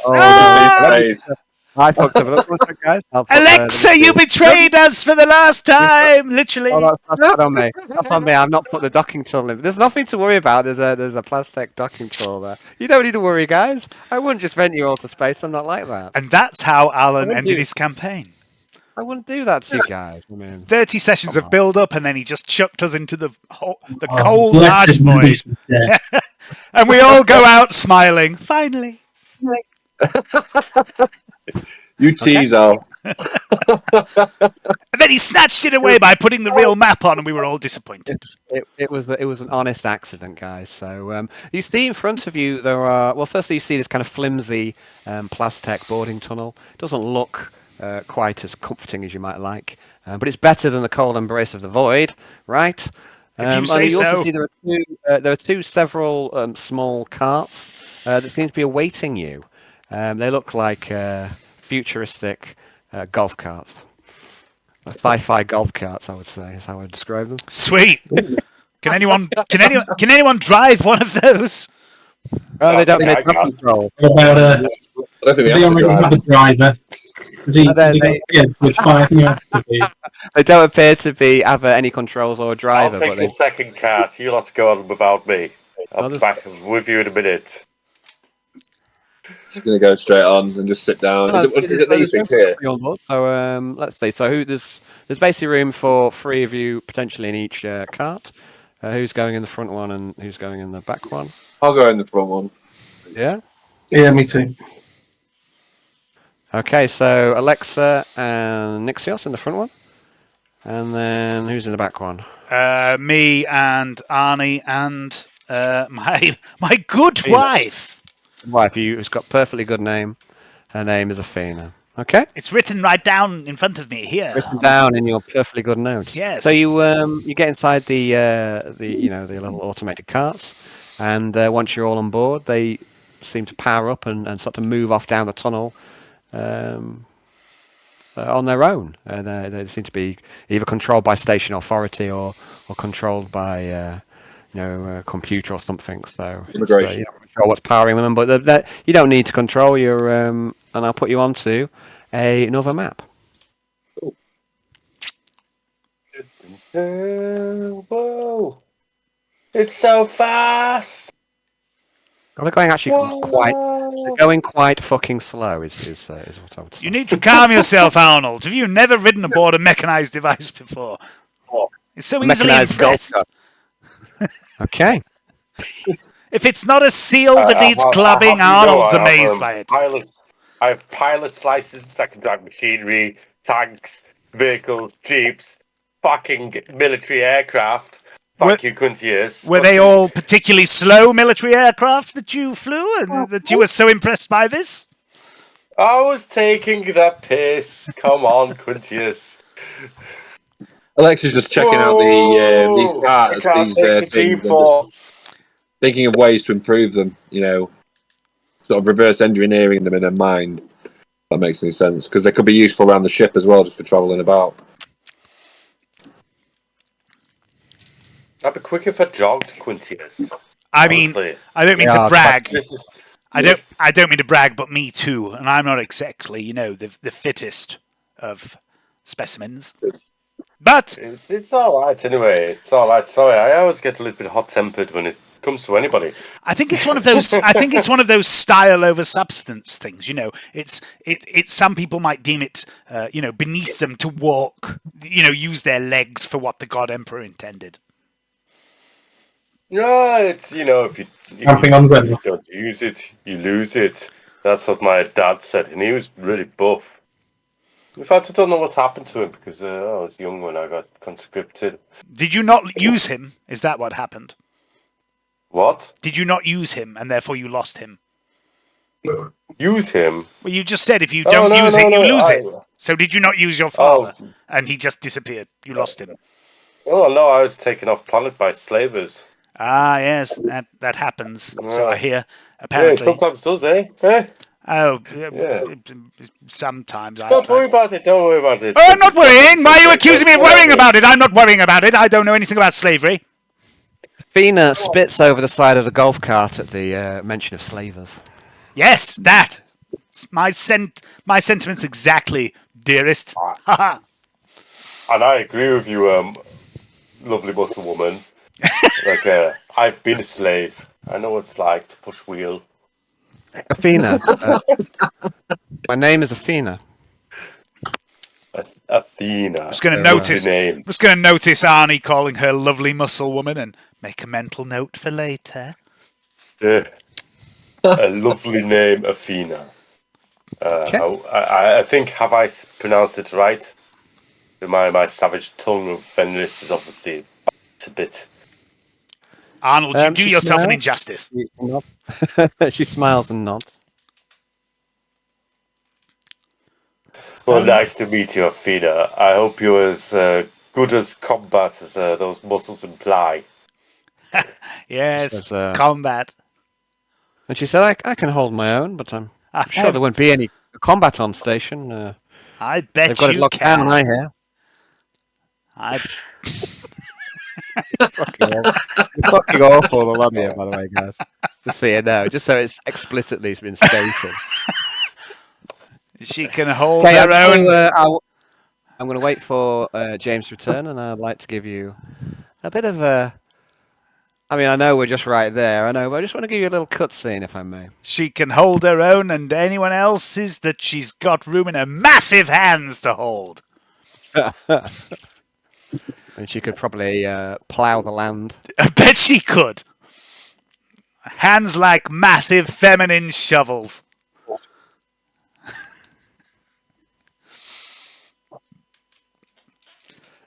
You ever considered where Wellies? It needs to become a canon kink that Arnie has got a thing for women in wellies.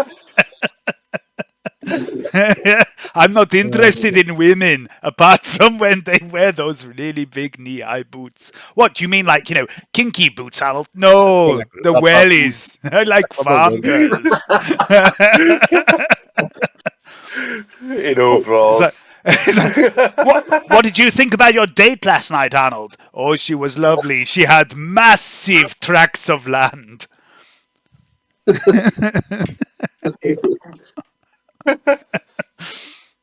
James is back.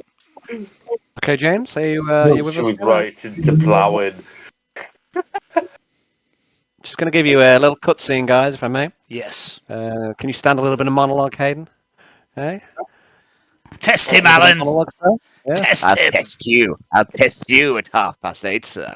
Meanwhile, on board the Holocaust, it is calm and peaceful on board the Holocaust. It is always like this. Inquisitor Morland Spinebreaker does not allow for chatter or distractions aboard his ship. He keeps a fierce discipline. Those that cannot adapt to his ways do not remain on his staff for long. Inquisitor Morland Spinebreaker has his command staff sat around the briefing table, and he listens to a report from his adept, Polyakov. There is quiet around the table. Inquisitor Morland Spinebreaker is slight of frame. His limbs are supported by augmetics fashioned in gold. His mask hides his expression, but his eyes look sorrowful as he listens. On his hand is an Alectu, a sophisticated subcutaneous tattoo that utilizes crystalline circuit technology. Standing behind his chair, flanking at either sides, are the Adeptus Astartes, Brother Ufa and Brother Siegfried. When the Tricorn Palace turned against Spinebreaker, he turned to Saturn for aid. The prognosticators of the Grey Knights were unanimous. Spinebreaker received his backing. This ship, the Holocaust, small, agile, hard-hitting, with a teleportarium with which to deliver Space Marines and Stormtroopers. But the greatest asset of the Holocaust are its auger foilers. These allow the ship to confuse and dumbfound the scans of enemy ships. In effect, it is a cloaked vessel. Is it next door to us? In addition, Spinebreaker has received funds, rations, and staff, bridge crew, navigators, servitors. He has also been granted Grey Knights. How can he fail with the backing of Saturn? True, his enemy ship, the Malevolence, outguns his own. But that deficit has been narrowed dramatically, for the intel is clear. The Malevolence suffered heavy damage from a jaunt into an asteroid field, and the primary weapons, the mass drivers, were severely damaged. They will be impossible to repair. No laughing matter for Inquisitor Lucius. Disagree. Inquisitor Morland Spinebreaker listens to the report of his staff, and it makes for difficult listening. The Malevolence arrived as expected early today. She was hailed by the refugee ship, the Nephilim, who are seeking medical supplies and foodstuffs. They have headed off, it seems, on board with 3 shuttles. There seems to be some sort of interaction there. Morland looks. He says, "Track them." The chief has made his report by the usual means. It seems Lucius abandoned his post without explanation and gave command to one of his acolytes, the the actor. He took command of the ship, and he seems to be heading the trade expedition. Sorry. It's fine, man. It's good. Johnny, your laughs nourish me. This is a serious report, and it's just like. Your laughs fuel me, Johnny. So I'm here for it. Spinebreaker scoffs behind his mask. The chief reports a major setback in the plan. Schneider and his men have been uncovered. Cell 53 were responsible. A crackdown came hard upon the gunnery loaders. We have a total loss of assets on the port side macro cannons. And the chief ordered a retaliation against Cell 53. A squad of Cadeans. They too were lost. And Spinebreaker makes a small, pained noise. Oh. How did this happen?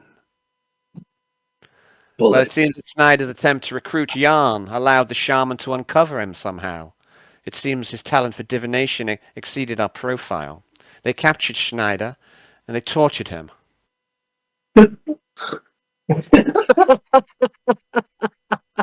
Spybreaker turns to Sister Zanfei, who sits around the briefing table. Bitch! Zanfei's health looks better. She is more at ease in herself on board this ship. Her skin is no longer ragged, and her eyes have lost their bags and their fearful, haunted look. The auras that flicker around her new allies do not fill her with dread and loathing and despair. Zanfei knew what the malevolence was about, and she jumped at the chance to turn her coat.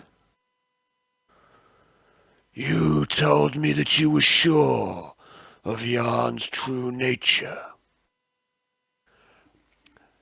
Sir, the reading, it was correct. My visions are never wrong. Excuse me, may I inquire what reading you're referring to? Pipes up a young, baby-faced lieutenant. Our good sister has been blessed with the second sight. She sees the souls and the auras and the natures of people. Zanfei speaks. It can be a blessing or a curse. I see images and auras around people, some more than others. The crew on board the Malevolence are rife with images. The corruption on that ship hangs heavy in the air, plain for all to see, but especially visible to me. But Yarn was different. Around him I saw the imagery of the golden laurel. I saw a bright nimbus. The meaning is clear. He is of the Emperor's light. My visions are never wrong. He isn't like the others.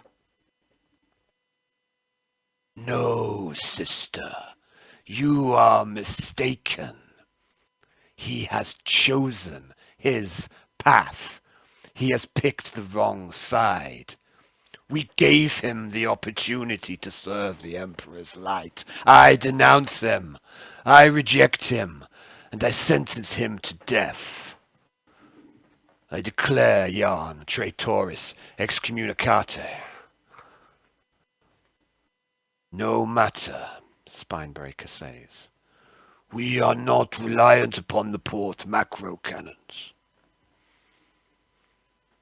Perhaps an accident can be arranged for the shaman. Polyakov nods and consults his data slate. Brother Siegfried, the more senior of the two Grey Knights, speaks. My Lord Inquisitor, it matters not. No human psyker can stand before us. We have the means to crush him. He has grown arrogant in his assumed strength. Once we are on board the Malevolence, there shall be a reckoning. None on board have the power to oppose us. And Spinebreaker nods at Siegfried. Yes, Paladin. But for now, we wait, we watch, and we stick to the plan. The mutiny is inevitable.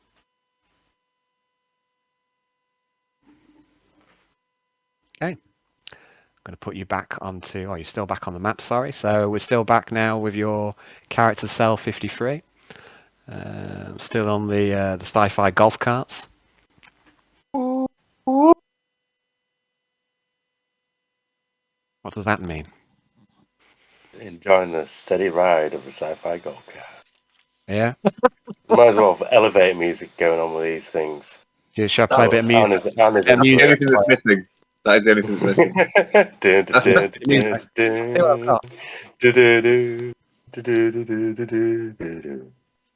See what I've got for you. Might be fresh out music there. Head of Tiger.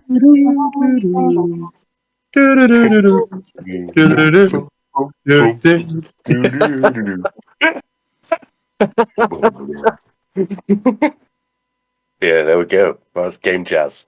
Alexa. Yes.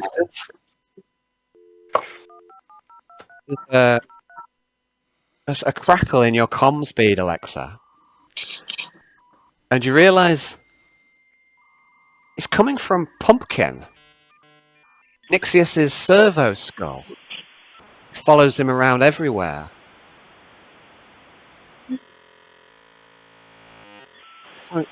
There's a comms coming through to you, and it's coming through directly to you alone, Alexa. Oh, keep it on. It's Mother. Nostalgia. It's Mother. Mother is talking to you over the comms. Always up until now, she's talked to you through direct link, and you know enough about Mother to know. I mean, you're under no illusions, Alexa. What you've done with Mother it's wrong. Freud would never approve. You shouldn't. You shouldn't.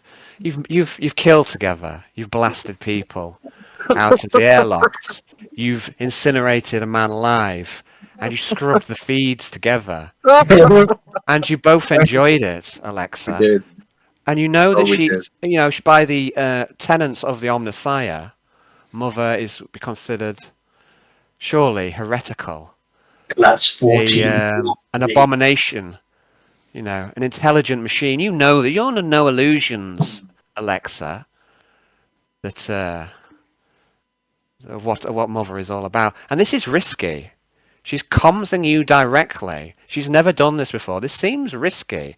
The comms can't be secure, right? And she comes into you. Hello, Alexa. She's going to do all this in her head, like, hello, Mother. I love you, Alexa. I love you too, Mother.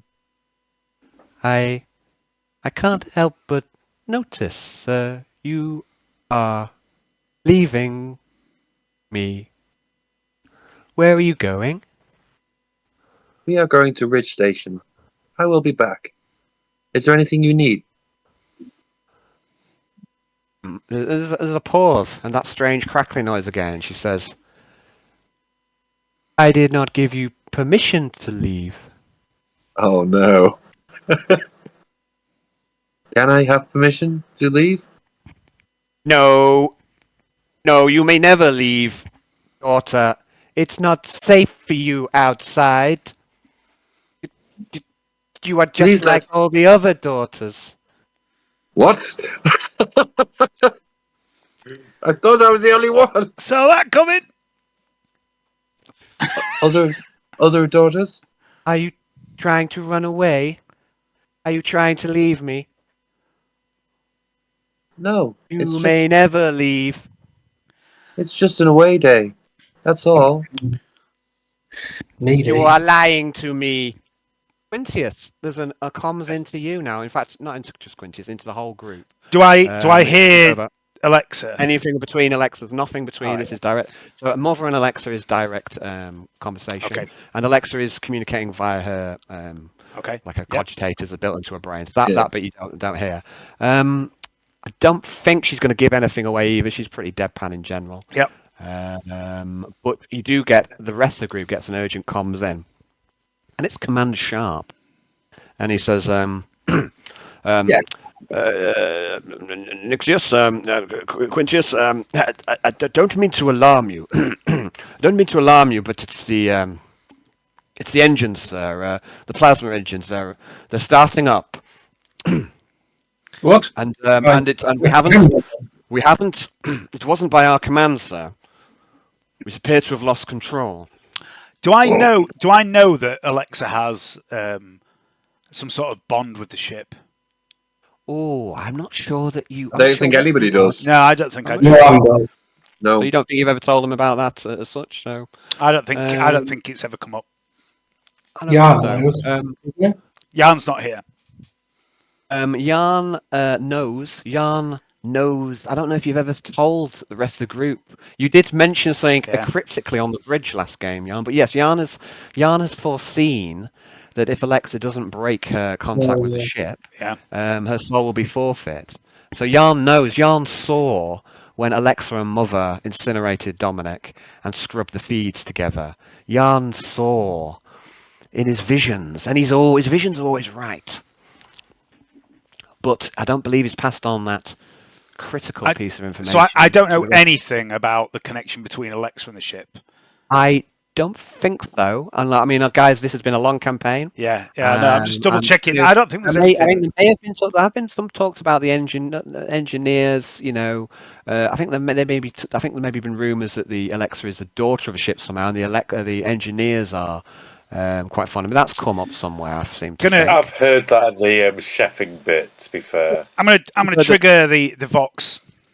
And I'm gonna give it the acting captain Quintius to the bridge crew of the Malevolence. Hello, what are you doing? This is acting bridge officer Rufus, sir. We're not doing anything. Why is the ship powering up? Why are we're docked? Why are the engines powering up? What's happening? I don't know, sir. We're running diagnostics. We'll come back to you as soon as we find something out. Alexa looks up, and there's a little bit of blood coming from one of her ears, and she's gonna basically go, "I need to go back and investigate the issue with the ship." And then in her head, she's like, in her head, she's just gonna sort of like say, "Mother, I will return immediately." You may never leave. No, I understand that now. Is there a little bit of blood coming from Alexa's ears, Alan? Yeah, that's. I mean, sure. Yeah, why not? a little bit. I give Johnny a lot of free reign, as you well aware. A little bit, yeah. Dave. So yeah, I don't see it. She's gonna wipe it away. I'm sorry, Mother. Like that. Oh. Yes, whatever, Alexa. Yes, just shut up. This is time for the adults to speak. Right? Why is the ship doing what the ship wants? Who's in control of the ship? If the captain isn't on, if I'm not there and Lucius isn't there, who's making the ship do things? It's a few minutes logic roll to try and work it out. So you are. Oh. Yeah, Brownie, what was that? Sorry. So what's happening here? So slow it down a second, guys. Slow down a second. I just want to find out what everyone's doing. So, let's go. So I was basically going to observe Alexa. Okay. I don't like that. So let's reroll that. Okay, so you're observing Alexa in this kind of interchange. So you see this drop of blood that's been coming from the air. So you're observing. You're just looking for anything out of the ordinary. Well, she does seem to be behaving completely out of the ordinary in the fact that she's been ordered to go aboard Ridge Station, and now she's deciding to turn around. Well, what are you doing? What are you doing, Jonathan? You say you're going back to the ship. Is that what you said? I need to go back. I need to go back and investigate this anomaly. And okay, so that's what you're doing, and so that's what you're saying. So he's acting completely out of character. So just want to make sure what everyone else is doing at this point as well. So Quintius, you've tried to make a logic roll to try and deduce what's happening as well, presumably. Is that right? Is that what you've? Oh, Brown, we've got one for Brownie as well. Yeah, and that's another failure. Oh, fuck it. And what about you, Arnold? What are you doing at this point? It seems to be there seems to be an element of panic in the air. Yeah, Arnold's looking at everybody and going, "What? I've had rougher transports and ships and drop pods and this. What are you worrying about?" And casually, enjoy the slow ride of the cart, thinking, "What the hell? No one's really said anything to me. Everybody looks a bit flustered." Is this cart slow enough for me to just step off and start walking back along the? Yeah, but it'll take a while. But and same with Nixios. So all I can see is Quintius is having this get flustered on the comms. Yeah. Okay. Oh, what's happening? I'll say Alexa's said that she wants to go back to ship, and she jumps off of the cart, right? And then I'm gonna start walking back towards the ship, and I'm just gonna say to Mother, "I'm coming home, Mother. I'm sorry." You're just like all the other daughters. I just want to see what else we've got. So we've got a roll for logic from we've got a roll from Nixios. Is that right? Yeah. You're trying to. He's done a perception and a logic test, and he's There's no coming back from this, is there? She's really pissed off. So, it's going to be a tough one. Let me see, because you're trying to basically put together some of all these pieces. So, I think that's 1 degree of success. And what have we got from? Who did the other logic roll? That was. I made one, but not at your command. That was just to see if I would have a vague idea what was going on. I just think Alexa's being a bitch. Yeah, you are trying to work this out as well, but I think for trying to put all these pieces together, it's not quite that straightforward, because obviously one of the key bits of information is the ship is an AI, so it's quite a tough thing to start to fit together. I'm gonna send comms into Quintius. I need to return to the ship.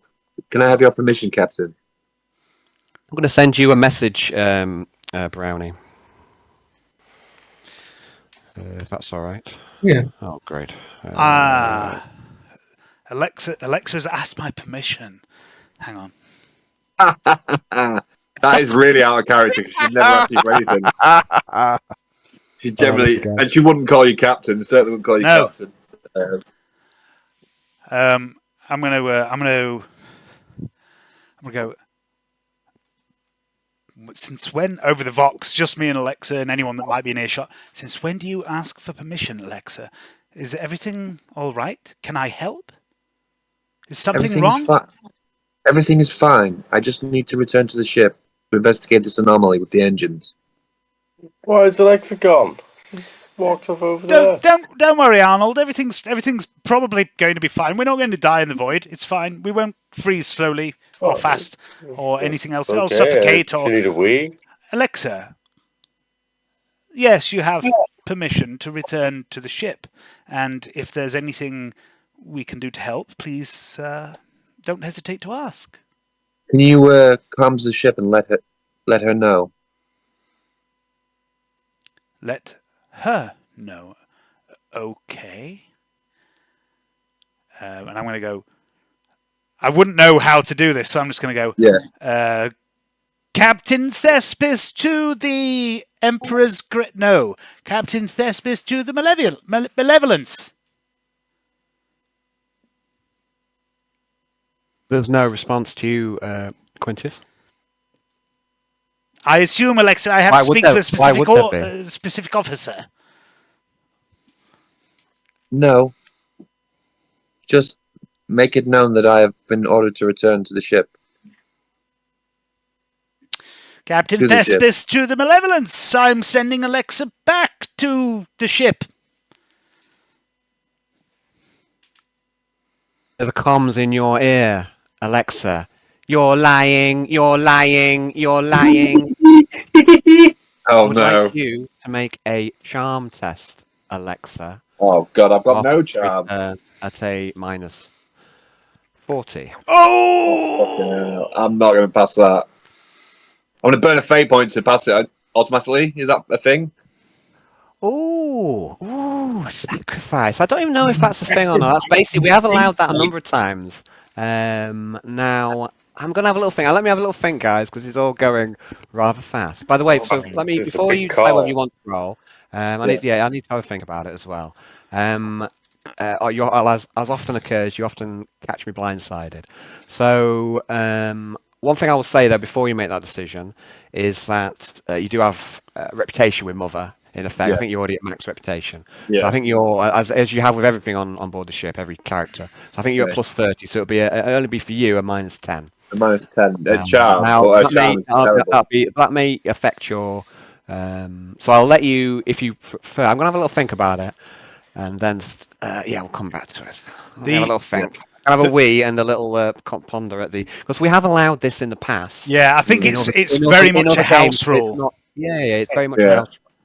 We've never done this game, but I'm going to have a little think about it. Because it does open up a lot of crazy shit as well, potentially. But let me have a little think. I'm going to have a wee and ponder for a moment. I'm going to check the Inquisitor's Handbook because there are different uses for skills and things in there. But I'm fairly certain that the burning of a fate point to auto pass is a house rule. Usually you can spend a fate point to add plus 10 to a roll. Yeah. But the burning, like the actual burning rules are quite limited. It's like there's not a lot you can do with them. Where are we? In fate points, blah, blah, blah, blah, blah, blah, blah. The result is that the character survives whatever it was would have killed them, but only just. If a character was shot with the last cannon, blah, blah, blah, blah, blah, blah, blah, blah, blah. Yeah, see, that's literally the only use for burning a fate point in the rulebook. But I think I came across some other uses suggested maybe by veteran players and made them house rules. But I don't think we've ever codified it between... Because me and Al, we like to keep our rules the same across both our campaigns. I don't think we've ever codified it properly, but I think we have allowed auto passing in the past. Yeah, because what do you call it? Ted auto passed. Yeah, I'm literally dicing with death here. That's my only fate point again, which I've just got, and then I'm going to lose it again. I was really hoping for some like random maybe assistance from Quintius calling her mother or something, but then I forgot to actually call her mother. But I don't know that, do I? You don't know that. You don't know that. I've not said that it's mother. Exactly. I was hoping you maybe would, and I'd be like, Mumsy, please don't kill us all.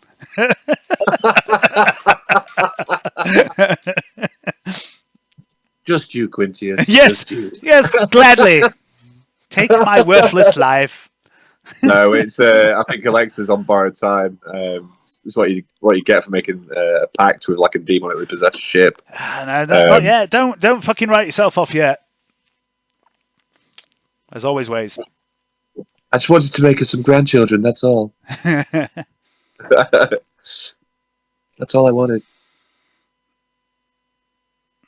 Daddy. Okay, so if you would like to burn your one remaining fate point, I'm going to do. If you would like, let me finish. If you would like to burn your one fate point, you can take the charm test without the minus 40 modifier. So that would in effect be charm plus 30. Yeah, I'll do that. However, you can't re-roll it because you burnt your fate point. Yeah. Okay, I'll do it. So if you don't burn your fate point, you can take the test and re-roll it with the fate point, but obviously you're testing on a minus 10 rather than a plus 30. Yeah. So they're the options that you have available. I'll take the plus 30 and burn it. Okay. Are you sure? Yeah. You want to do this? Yeah. Okay. Please roll. It's 30. This is where Alex dies. Her head suddenly explodes.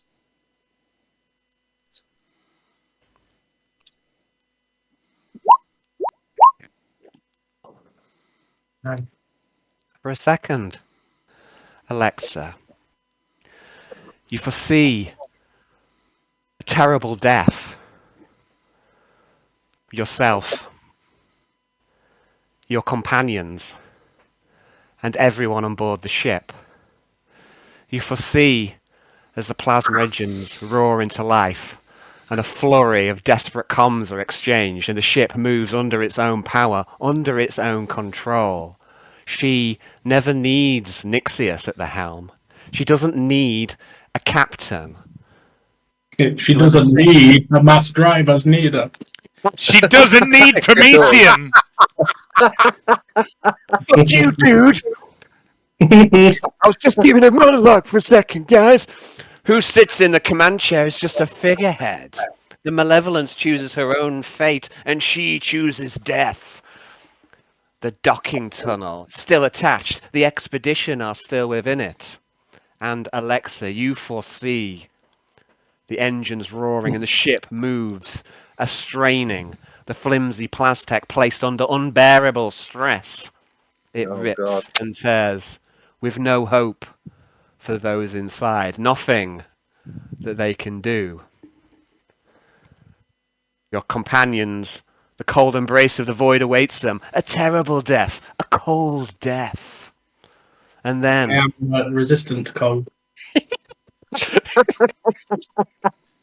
Are you resistant to asphyxiation? No.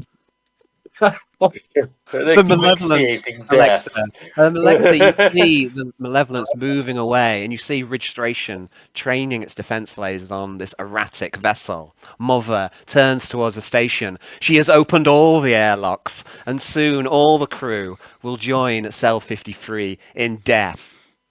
Mother maximizes all the shields to the fore and accelerates back towards Ridge Station. The defense lasers, the missile batteries, and the interceptors all open fire upon her, and she is torn asunder under the weight of fire.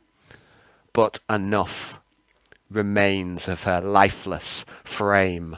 Enough yet slams into Ridge Station to start a chain reaction. Soon the station will be destroyed. Its populace flee to what ships they can. And many escape. And then you snap out of the vision, the prescience. You foresee a future that does not occur. Suddenly, the moment passes. Mother says, "Oh, I'm sorry, if you're only going to be a moment."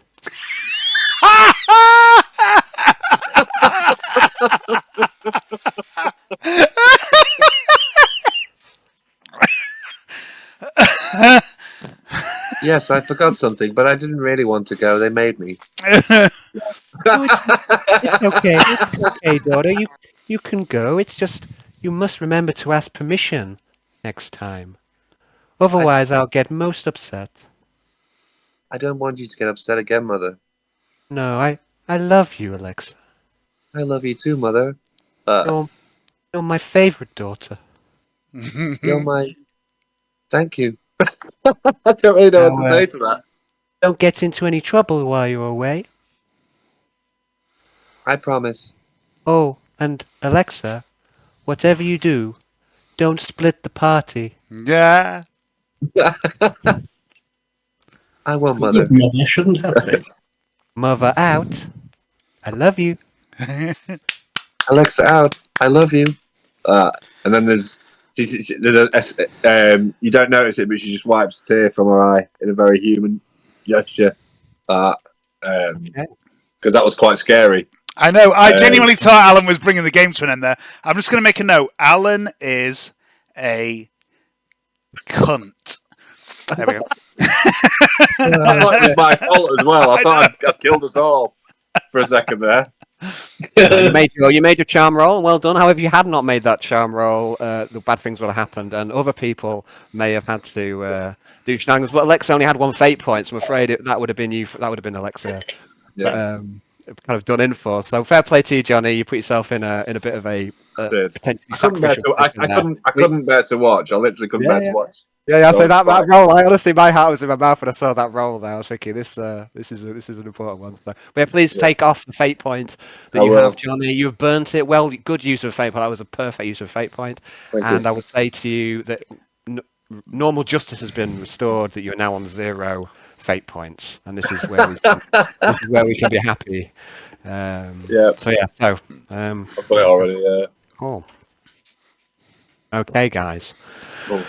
Oh, I'm just gonna have a moment. What time do you want to play on to tonight, guys? I know how are you hanging on, Hayden? You look pretty with it. Yeah, you really good.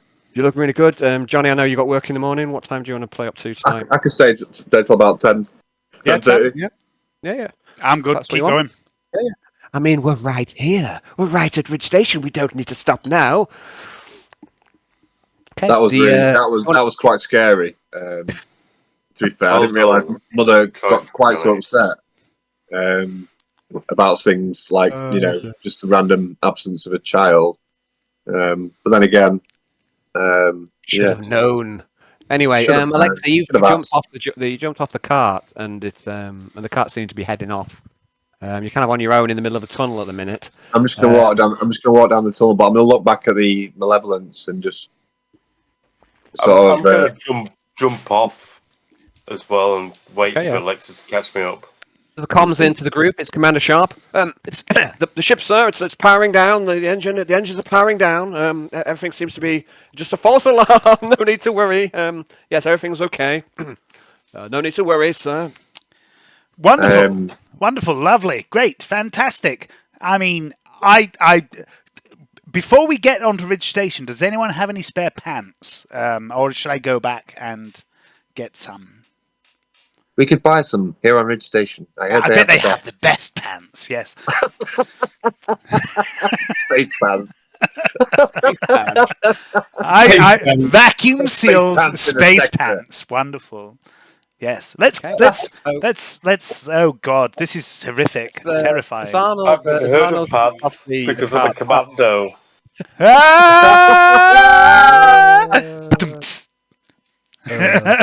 Arnold jumps off the car. Stop. Come to a stop. I'm gonna walk back to it. False alarm. And I'm just gonna come. I'm just gonna come into Quintius.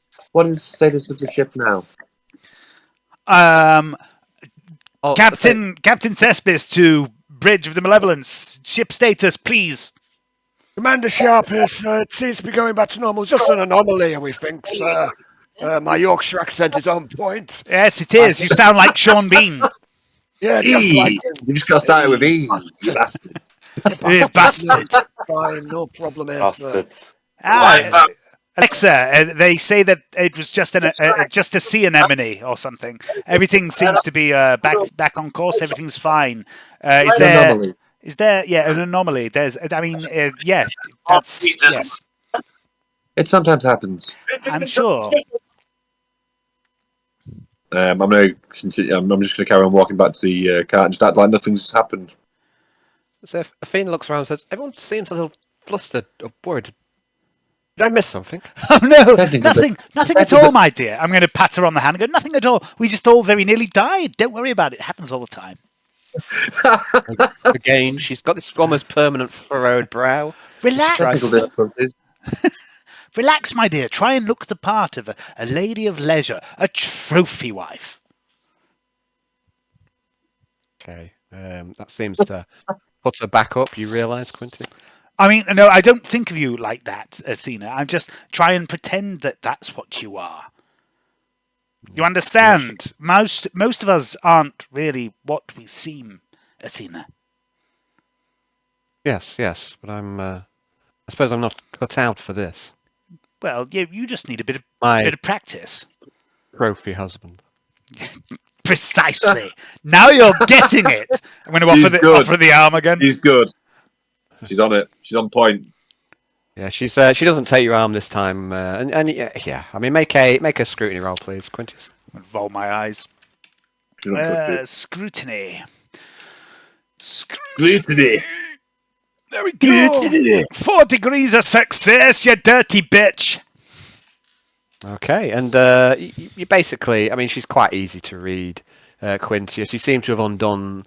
You put her at ease a little bit before on the way out, and you seem to have undone a bit of your previous work, as you are quite commonly do. You're not, you're self-aware enough, Quintius, to know that you've got a bit of a tongue on you. I'm a prick. Not everyone likes your caustic wit, if it can be called that. Yes. And you've definitely put her back up. So. I'll work on her later.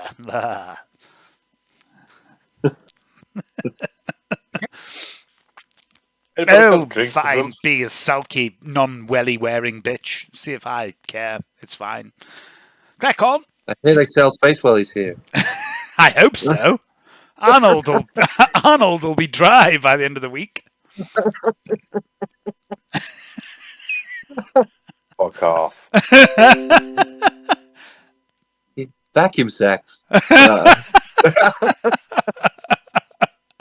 Oh dear! I need to stop laughing. Fuck you! I love the idea that Arnie's got a welly fetish. It's the funniest thing that's ever happened. The Muse act starts kicking up again.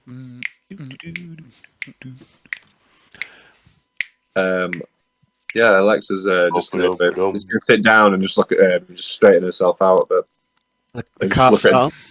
Carry on looking at data slate. Okay. It's quite subdued. The cart is so slow. Did you send me a message, Al? Or did you? Did he not come through? Did you not get it? Or did I fail? I did send you a message. It's gone through to you. It says you've seen it. Let me have a look at the other. Do you think I should get out and push and run a little bit at the back to speed him up? You think you could run quicker than this cart, by the way, Alan? Oh yeah.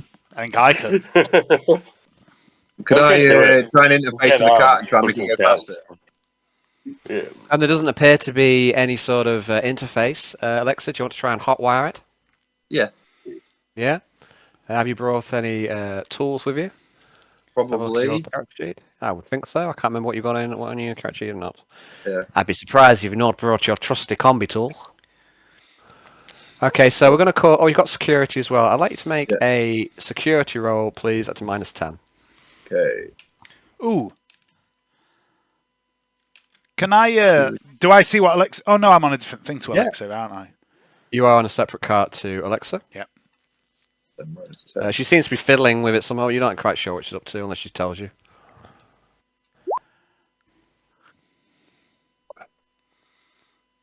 Yeah, I mean, you start playing around with this cart and you start to pry open a panel and try and find the controls that allow you to speed the damn thing up, Alexa. But it seems to take you a long time and eventually shock yourself and you realise that you're going to have to give this up as a bad job.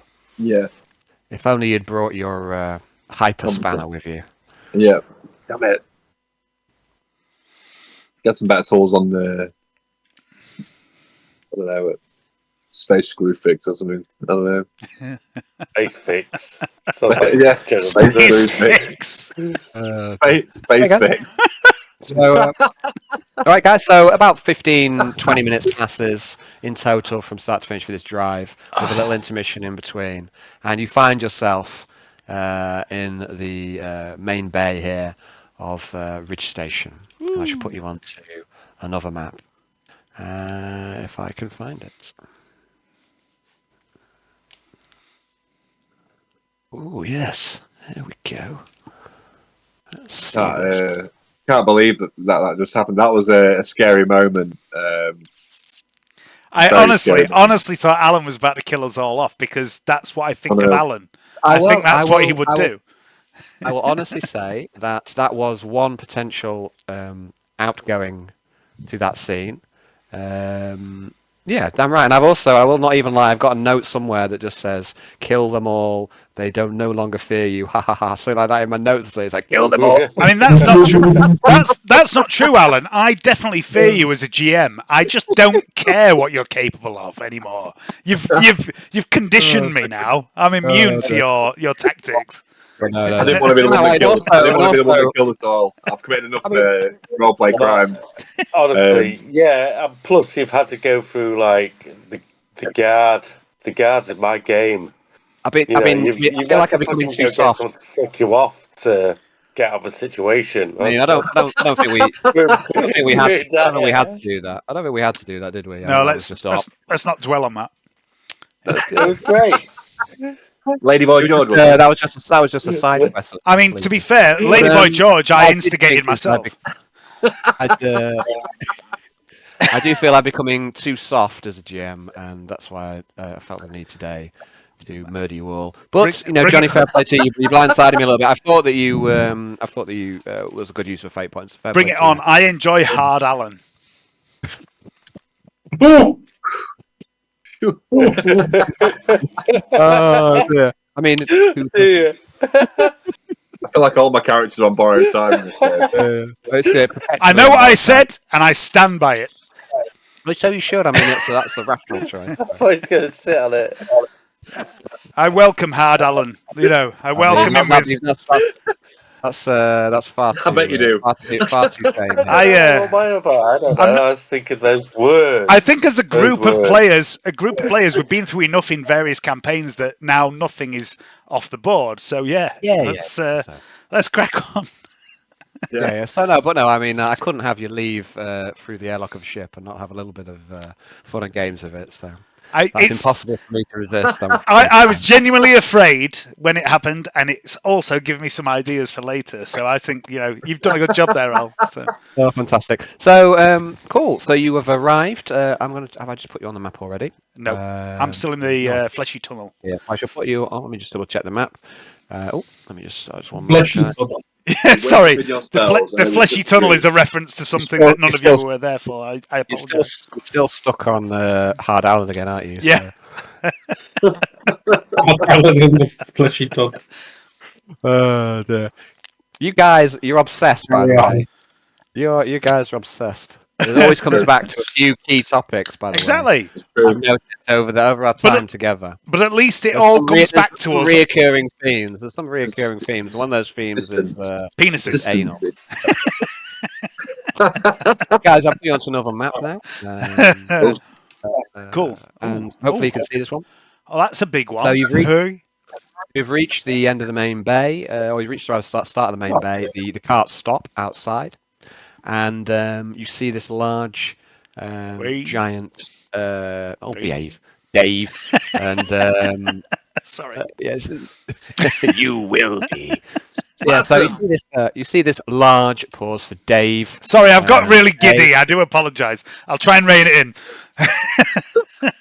Last week it was Jism. This I week know. I'm sorry. I don't know what's come over me. Jesus Christ! I'll tell you what's come over you. It's all in my eyes. It's like a sticky web. I'm like Spider-Man porn. Okay, carry on, Al. Sorry. It's a perfectly serious game. It's a perfectly serious game. It is, yes. You know that. Right, so guys, you've reached the bay. You are on board. Well, not quite. When you step off the boarding tunnel, you will be on board Ridge Station. And I hope that it will be worth the wait. Have a pleasant stay. Have a pleasant stay. Okay. Approach the Auspex person, just because that's a security measure, isn't it? So it's obviously just to check us over. Yeah, so you see ahead of you guys. So let me just double check my notes. I'm not. I can't see anything on my map. Got no vision. Have you not? So hold on. First of all, let me make sure everyone can see it. I'll give you a little description. That's fine. Okay, just give us a sec. There's a good reason why you can't. Oh, you can't. You're there. Let me just double check. So I now turn on your vision, sir. I grant you sight, Arnold Stormsinger. Sight beyond sight. Can everyone else see the map? Lionel. Dame Edna. Oh, yeah, we had a different idea of what sight beyond sight meant there. I'm thinking Lionel of the Thundercats. You're thinking Dame Edna Everidge. Okay. I was, but then I realised that's like kind of like Dame Edna Everidge glasses. Or Elton John. Or Elton John, yeah. Yeah. Anyway, carry on. Rocket Man. The Rocket Man. Everyone's quite giddy at the moment. I know. It's like we finally progressed the game and we've all lost our minds. Like, carry on. It's just real. I'm in the ship. It's more of a space station. It's just fine. It's the same thing. Same thing, basically same thing. I mean, it's just a ship that doesn't go anywhere. Just got bigger engines on the ship. Just a ship that doesn't move. Where's the gold? Where's the gold? Are you saying this in character? Are you, No. Is this a rhetorical Definitely not. question, or is it a philosophical question? Where is the gold? I would say the gold's within you, Hayden. You are the gold. You are the gold. Yeah, I agree with that. I agree with that completely. 100% back it. I'm golden. Yes. Always Like Golden Wonder, salted vinegar flavour crisp. Nixios, stop loitering back there in the fleshy tunnel and come and join us. Bring Athena with you. Nixios, please interact with the map for a moment, if you would be so kind. Put your fucking brushes down and move your fucking miniature, Nixios. Crack on. What? Suck my balls, actor. There's no power here. Oh, you're very wrong. I'm going to approach the security person and just say, trade delegation from the Malevolence checking in. Nice. And you see, okay, so I'll just give you a quick bit of spiel, guys. So nice work, Johnny, by the way. That was very professional. It was, wasn't it? What's wrong with him? Where's Johnny gone? Yeah, exactly. What have you done with Johnny? I'm a man of many faces. Yeah, it wears many. Life's roleplay, mate. Life is roleplay. That's true. The world is but a stage, etc., etc. I don't know the rest of that. Probably even butchered that. All the players are cunts or something. That's the one. Yes, that's quite true. So this bay is massive. It's a home to a small flotilla of craft shuttles and repair drones, and you see a squad of station security on hand. They seem well equipped, disciplined, and they are dressed in full contained armor of a foreign style. The markings, which are red and white, ornate and with a certain charm. But what catches your eyes, Alexa and everyone else, are these hounds, each beset with a series of cybernetic implants. You see that most of these dogs' heads are hidden behind an array of Auspex sensor and other tech that you don't fully recognise. One of the hounds seems still, he's drooling. And we've got some before you, some Auspex dogs. Cool. And here we have the reception. And he looks up at you, Alexa, as you introduce yourself, and says, "Nice to meet you, my lady. Is everything okay? We noticed an unauthorized powering up of the plasma engines of your ship. It didn't last for very long. We were a little concerned. We trained our weapons upon the ship. As of course. Of course. Merely an anomaly. Merely an anomaly, you say? Make a deception roll, Alexa.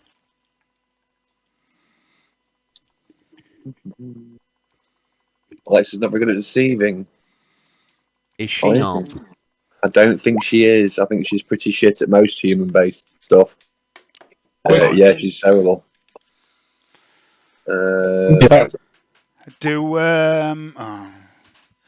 Do I overhear this conversation? I'm kind of. Where are you?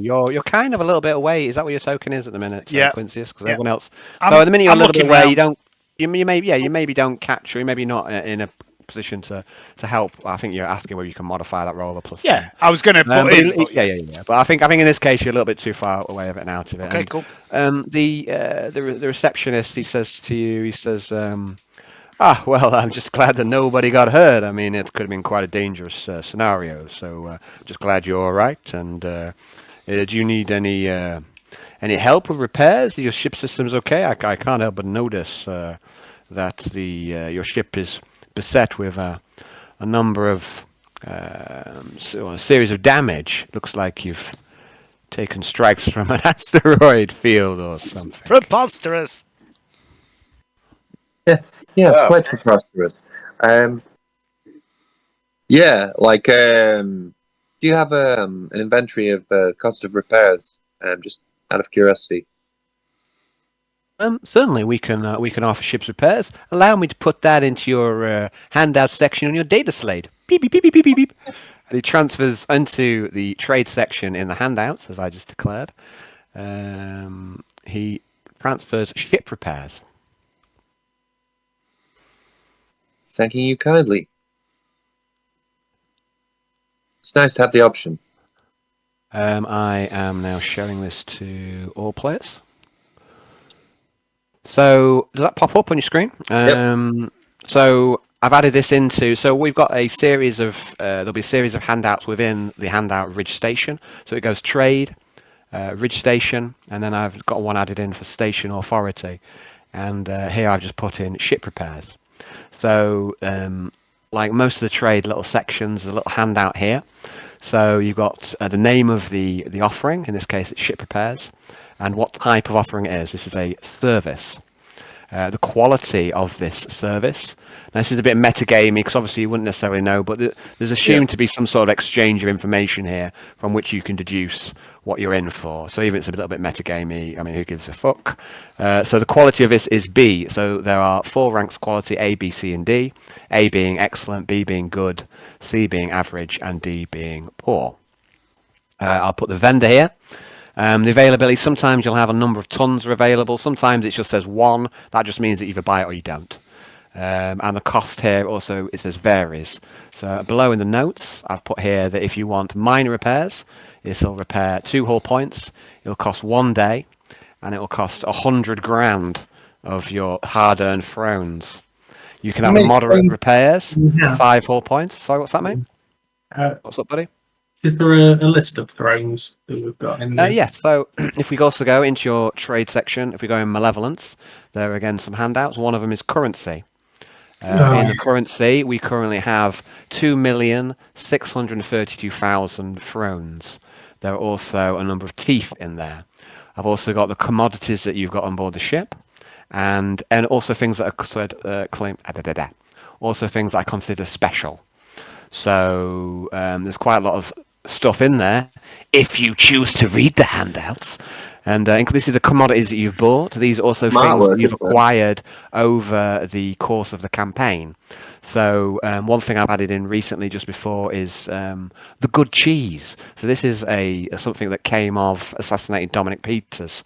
He had a cheese reserve which has now been put across to you. There's also all the stuff all the stuff you bought on Orpheus 4. And in the special section there is Mother's Pearl. That's what you looted from the Mines of Mother. I think Nixios looted that. It was a big black pearl that was at the heart of a big demon creature. A different mother, a bad mother, not like the good mother that we've dealt with today. Like I say, what about this Oedipus complex we were talking about, guys? I mean, anyway, and then we've also got Reptiles Art collection. That's also something you've looted. It might be worth selling that. Yeah, so there's all sorts of bits of money, and I've also and also didn't we get loads of items to trade on from Orpheus for them? Yeah. There's a load of them there. They're in mostly in the commodity section. So we've got ivory, furs, hide, saltfish. So they're all in the commodity section within the malevolence. So if you go trade malevolence, that's all your stuff. And we don't really want to get rid of the saltfish though, because that's quite good for the crew, isn't it? Alan. Well, these are the decisions you'll have to make. Obviously, the fish is good. It's good morale. It's like to have a varied diet. Right. Yeah. So it's good. Yeah. So there are advantages and disadvantages to each approach. You can either flog it off, or you can feed it to the ship's crew. Right. So this is. I'm not going to be able to stay on this ship for 7 days. I think Mother will get a bit antsy with that. And she might ram raid the station, She might, kill everybody. This is what I was on about, Hayden. With you not being included. I will make sure everyone's included in this because this is a group decision. This isn't a Nixios or a Quintius decision. Arnie is that he can't read. It doesn't fucking matter. It doesn't matter that Arnie can't read. It really doesn't matter. Quintius will explain things. Nixios will. Alexa will. This is like a metagamey thing, isn't it? And it's also like a computer game sort of thing to a large degree. So in this sort of part of it, same with the character sheets, the WoW character sheets. It's a bit more like a computer game sometimes. Yeah. I like to. We don't need to dwell too much. Obviously, I want everyone to be included. I mean, if you want, play the game like Arnie doesn't have a fucking clue what's going on. But just because Arnie doesn't have a clue what's going on doesn't mean that Hayden doesn't get a fucking say in what's going on. It's, you know, there's a difference. Yeah. I mean, like, there's a lot of times where I want to go, no, we need to do this, but I wouldn't know that as Arnold. But in this case, there's a balance to be had. But in this case, I've when I realised what direction Alan's game was going in with this, I was like, I am the face character. I've made my character be a face character, but I don't want to be the fucking face character when the decisions are this harsh. I want to get your input, so like I will fucking metagame bollocks to what Alan says about that. But like you won't be the worst metagamer in this group at all. I know I won't. But when it's a big decision about what we do with the crew and the ship and buying things and stuff, I mean, I'll role play it and I'll roll the dice, but I want everyone to fucking have a fucking input. And like I've got some questions, Alan, though. So of course, mate, you've got currently the Malevolence hull integrity 32 of 60. Yes. So again, this is it's almost like a wounds pool. Yeah. I get that. So ship repairs, it says 2 hull points, 1 day, 100 grand. So is that 2 points of hull integrity? Yeah. So it's only from 32 to 34. Minor. Yeah. So it's all quite minor. But again, you don't know how these things will develop. We've got 150k's worth of good cheese. Yeah, well, see, this is something we need to plot out before. I mean, looking at the time, we need to plot this out before next session. But we have, by my reckoning, get the cheese sell for better price as well. By my reckoning, we have nearly 3 weeks of repairs. In Ridge Station. Yeah. Do we have the funding to fund those? Yeah, we have the money. Yeah, we have the money to get it repaired. But if you want to get the ship fully repaired, it's going to take nearly 3 weeks to get the ship fully repaired. And also, let me also state that the Inquisitor was quite insistent. There was a time frame upon your mission. I'll repeat that to you now. Yeah. He says that 3 days would be ideal. 4 days would be okay. 7 days would be terribly, you're on the clock, he says. The timing is critical. Okay. 7 days would be too long. And also, Alexa, you know that 7 days, Mother would not stand you to be gone. No, she wouldn't. Right. Okay, so metagaming that a little bit. If we push it to 4 days...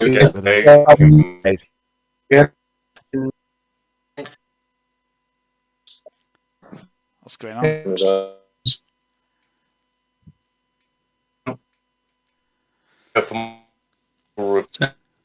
For free. As a like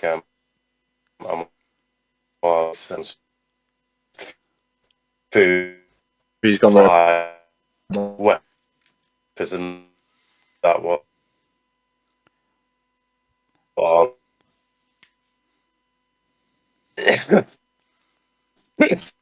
you there, Hayden?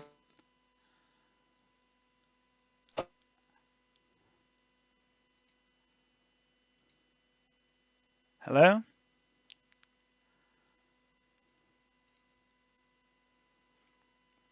Hello?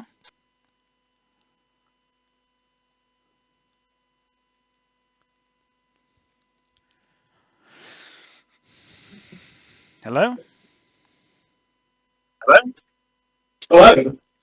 Hello? I don't know about anyone else, but like I got Metal Mickey fucking overdrive there from everybody, and I got booted out of the internet. Yeah, all of us. Fucking Russians, man. Fucking I Russians. thought maybe it was me. No, it was Russians, definitely. It's definitely Yeah. But no, looking at the ship, like if the most we can spare, if the most we can spare is 4 days here, let's say that for argument's sake. What we can get in 4 days is plus 8 hull points, which takes us to 40 out of 60. And that'll cost us 400 grand.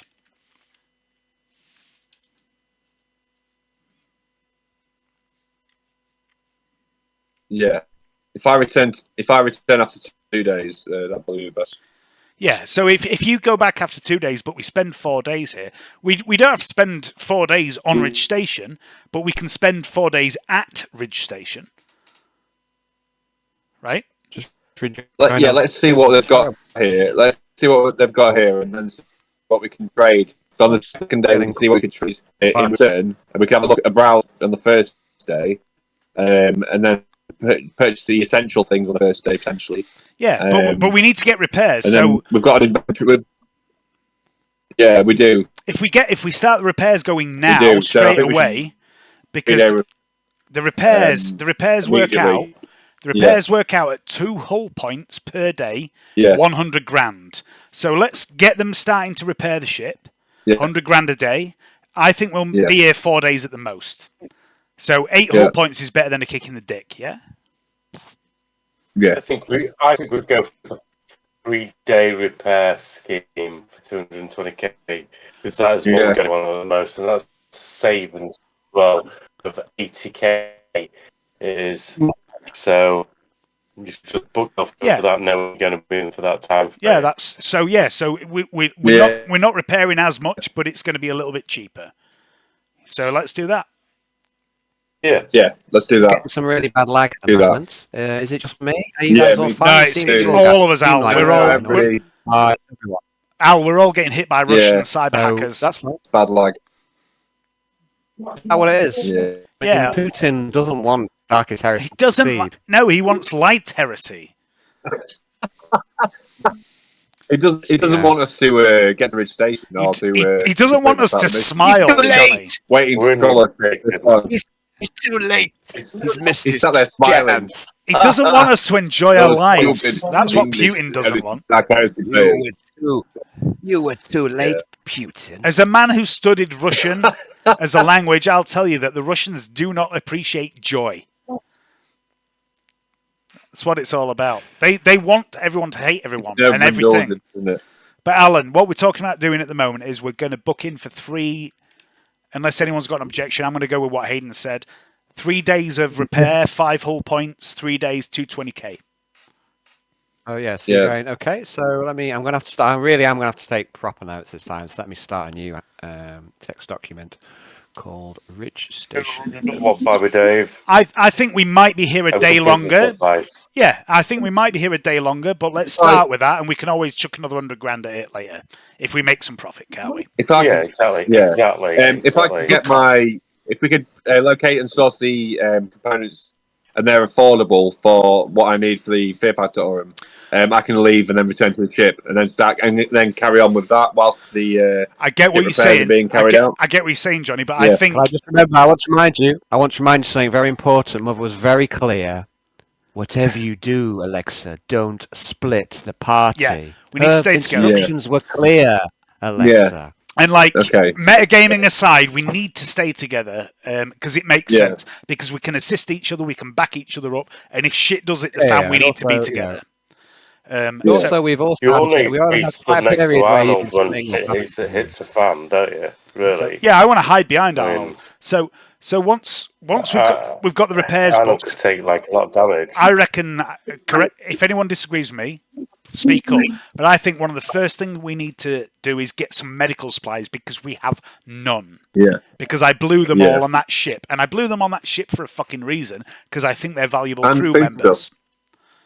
And potentially foodstuffs as well, because if we could send them back to the ship... those people, not foodstuffs, they're actual real people. No. I think the priority... We're going to be here for 3 days at the minimum getting repaired. I think medical supplies, food stuff, then we should maybe have some time shopping for ourselves and then looking at equipping the rest of the ship and the crew and stuff like that. And then once we've done those things, then we look at getting upgrades for the ships... the fighters and the interceptors and the bombers and whatever else we can do. But we need to get medical supplies, food, and some fucking gear for ourselves. Because at the end of the day, we're the principal characters, and if we're not looking after ourselves, we're fucking doing this shit wrong.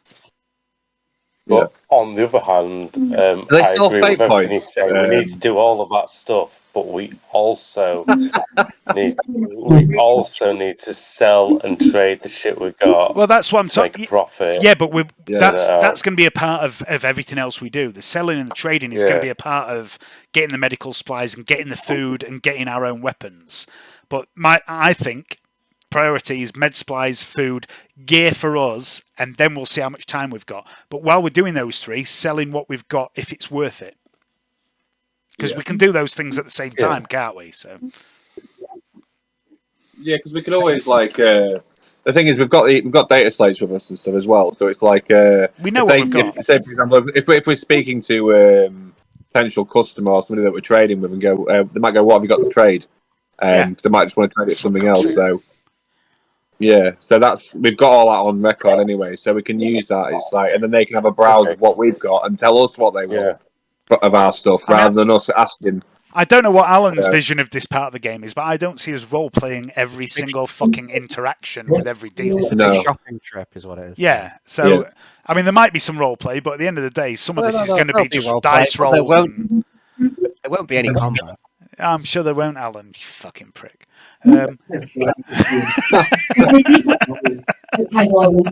Just what I need on no fate points. Bit of combat. Don't worry about it. Don't worry about it. I honestly, genuinely applaud your use of that fucking final fate point. Had to. Yeah, no, I had to do it. When like I said, it did take me a little bit by surprise as well, which you often do, right? So there you go. Fair play to you, Johnny. Fair play to you. Yeah, Al, I think we'd like to book in for 3 days repair straight off the bat. Okay, so the receptionist he sucks in his breath through his teeth like. Yeah, it's going to need quite a bit of repairs. I'll put you down for some moderate repairs. It is, my good man. However, I do believe we're beginning a new leg of a campaign in this particular sector of space where we might be back and forth multiple times looking for repairs. Maybe we could create an account, some sort of, long-term discount for repeated customers. A loyalty program. Exactly. I'm going to tap you on his shoulders, Quintius. Okay. And whisper into your ear. Got your Ridge Station Club card. Can you get the team for the same sort of price to fix weaponry at the same time? I mean, I don't think they're the sort of people that fix weaponry, but I mean, I can try. Well, you can ask, can't you? And, yes, I will. I'll leave you to it. Do you just do hull repairs, or is it more technical? Well, so first of all, the receptionist, he goes, one thing at a time, he goes, so he sucks in his breath through his teeth as he says, yeah, you're going to need some more repairs. He says, you're not the first rogue trader to ask about our loyalty program and club card, and yes, of course, if you keep coming back to Ridge Station, we'll look after you. There is a few matters we need to discuss. Firstly, obviously, there's your nominal docking fee that you'll have to pay. That'll be 10,000 thrones, if you'd be so kind. Of course, we'll put you down. That is just a nominal fee, sir. And I must remind you, of course, that all trades conducted on board Ridge Station are subject to a 1% levy. Now, you may think that you would be better served by doing trade outside of our defensive array, but I do warn you that there are pirates abroad in this region of space. You need to be very careful about pirates, foul creatures, Xenos, many of them, but yeah, pirates are abundant. So I recommend you do all trades within our defensive array. Only a small nominal fee. I understand completely. I mean, a less intelligent and intuitive man might suggest you were somehow threatening me, but of course I know that's not the case. That's preposterous. So what I'll say is, I absolutely agree to your docking fee of 10,000 thrones. Your 1% levy seems fair, and your repair fees also seem fair. However, I would like to restrict your repair crews to the hull and superstructure of the ship. We'll handle our own internals. And I'm just going to look at Alexa as I say that. Don't worry about everything within the ship. Okay. Yes, as you wish, sir. And your name, sorry? Oh, yes, my name. What is my name? Wait a minute, I had this. Ortigas. Quinn Ortigas. Well, sir, that's a perfectly good name. And to answer your other questions, we do have a few other. Most of the trade that can be found aboard Ridge Station is of the other traders, but we do have a few bits and bobs from Station Authority itself.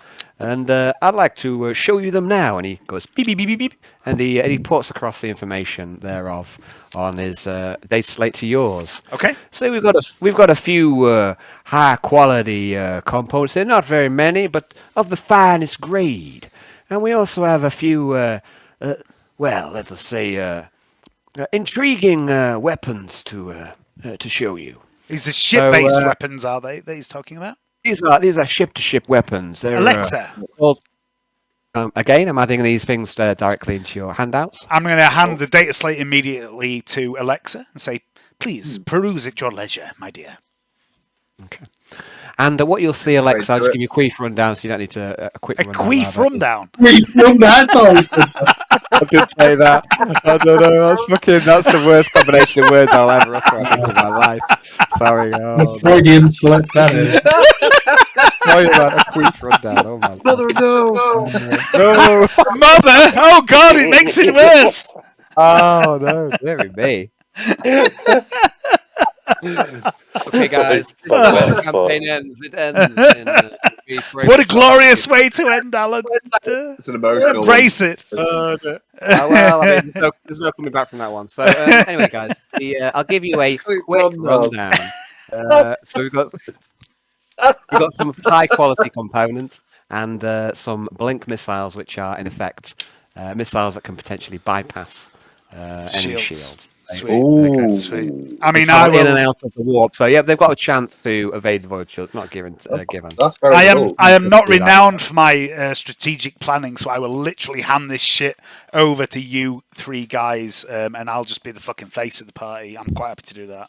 So pick what you fucking want. I'd say so. You're in no rush to make any sort of spending decisions straight away. I'm just gonna keep adding things in as you uncover them, and also earlier, like if you can think of something to sell on board the ship that I've not considered, then that's always an option as well, right? And equally, if you can think of something to buy from someone else that I've not considered, so you don't necessarily have to think completely within the box. That'll say, if it's something I've not considered, and there's probably lots of things I've not considered, right?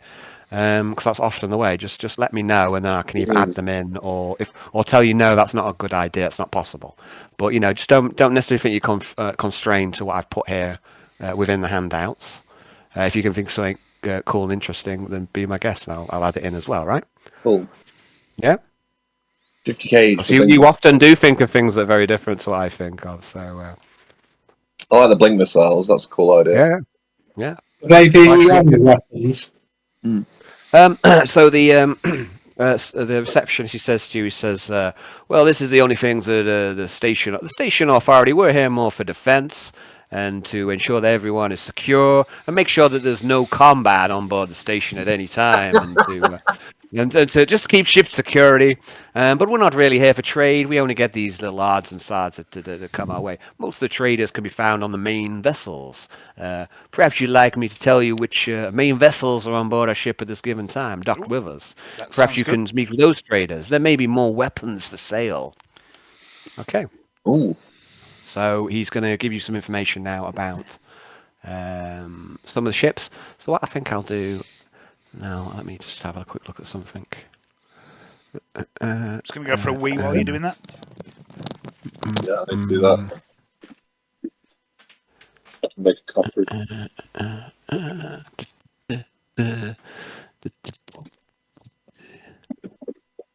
Okay, so he's going to port across information about the main vessels that are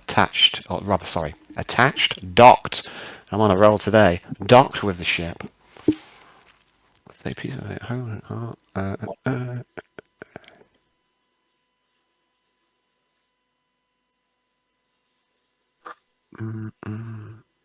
One, two. Vessels. Okay, so I'm going to add some more information about the ships, and I'll add it into these. I put into the sensor reading section because I thought you might scan these ships, but you totally spurned that opportunity. So I'm going to put now some information from the station authority. They'll come to the same things, and this will tell you about the main ships which are currently docked and the traders who have declared themselves. So I'll add these in. So let's just double check this. One moment.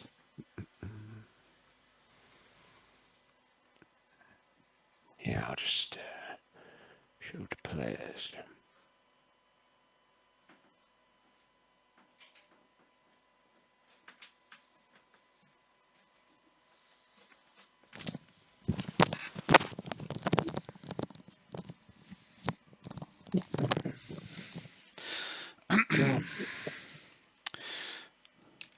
Mensec. Ooh, what's this? I'm giving information about the major vessels that are attached. There's quite a few of these, so I'm just going to port them in. They're in the sensor reading stage. I did think you might scan some of the ships before you came to the station, but it's fine. So you just get some. I'm just going to port across some info that you could reasonably know anyway. So I think we've got 1, 2, 3. That is not there yet. Okay, so I've added in a number of things, a number of bits of information about these. I'll go through it in a moment. I'm just going to add them in first.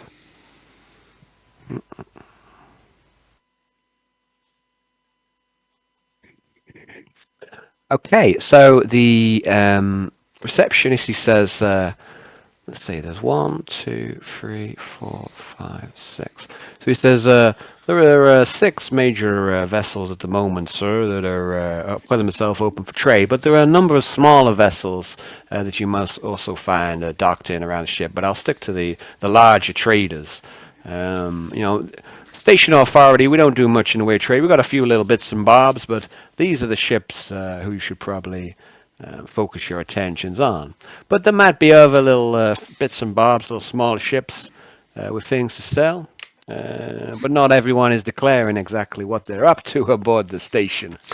Yeah, that's what it can be like. People being shady with trade. Oh, you should clamp down on that. Tax them or something. I don't know.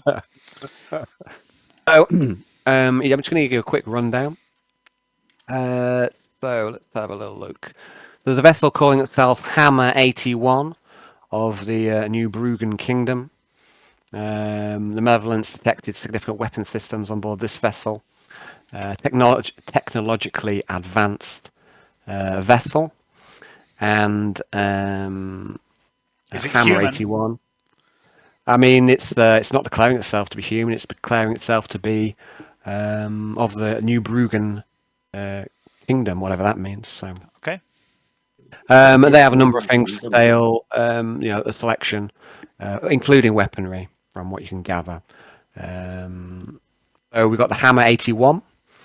There is the Peace Makes Plenty, which is predominantly luxury goods. And let me just have another little quick look. Where are we? So, Peace Makes Plenty. It was a massive, bloated alien ship that you saw on the way in, and which appeared utterly defenseless to scans. But that in itself is quite the show of confidence, because no starship can survive this close to Masma without weapons.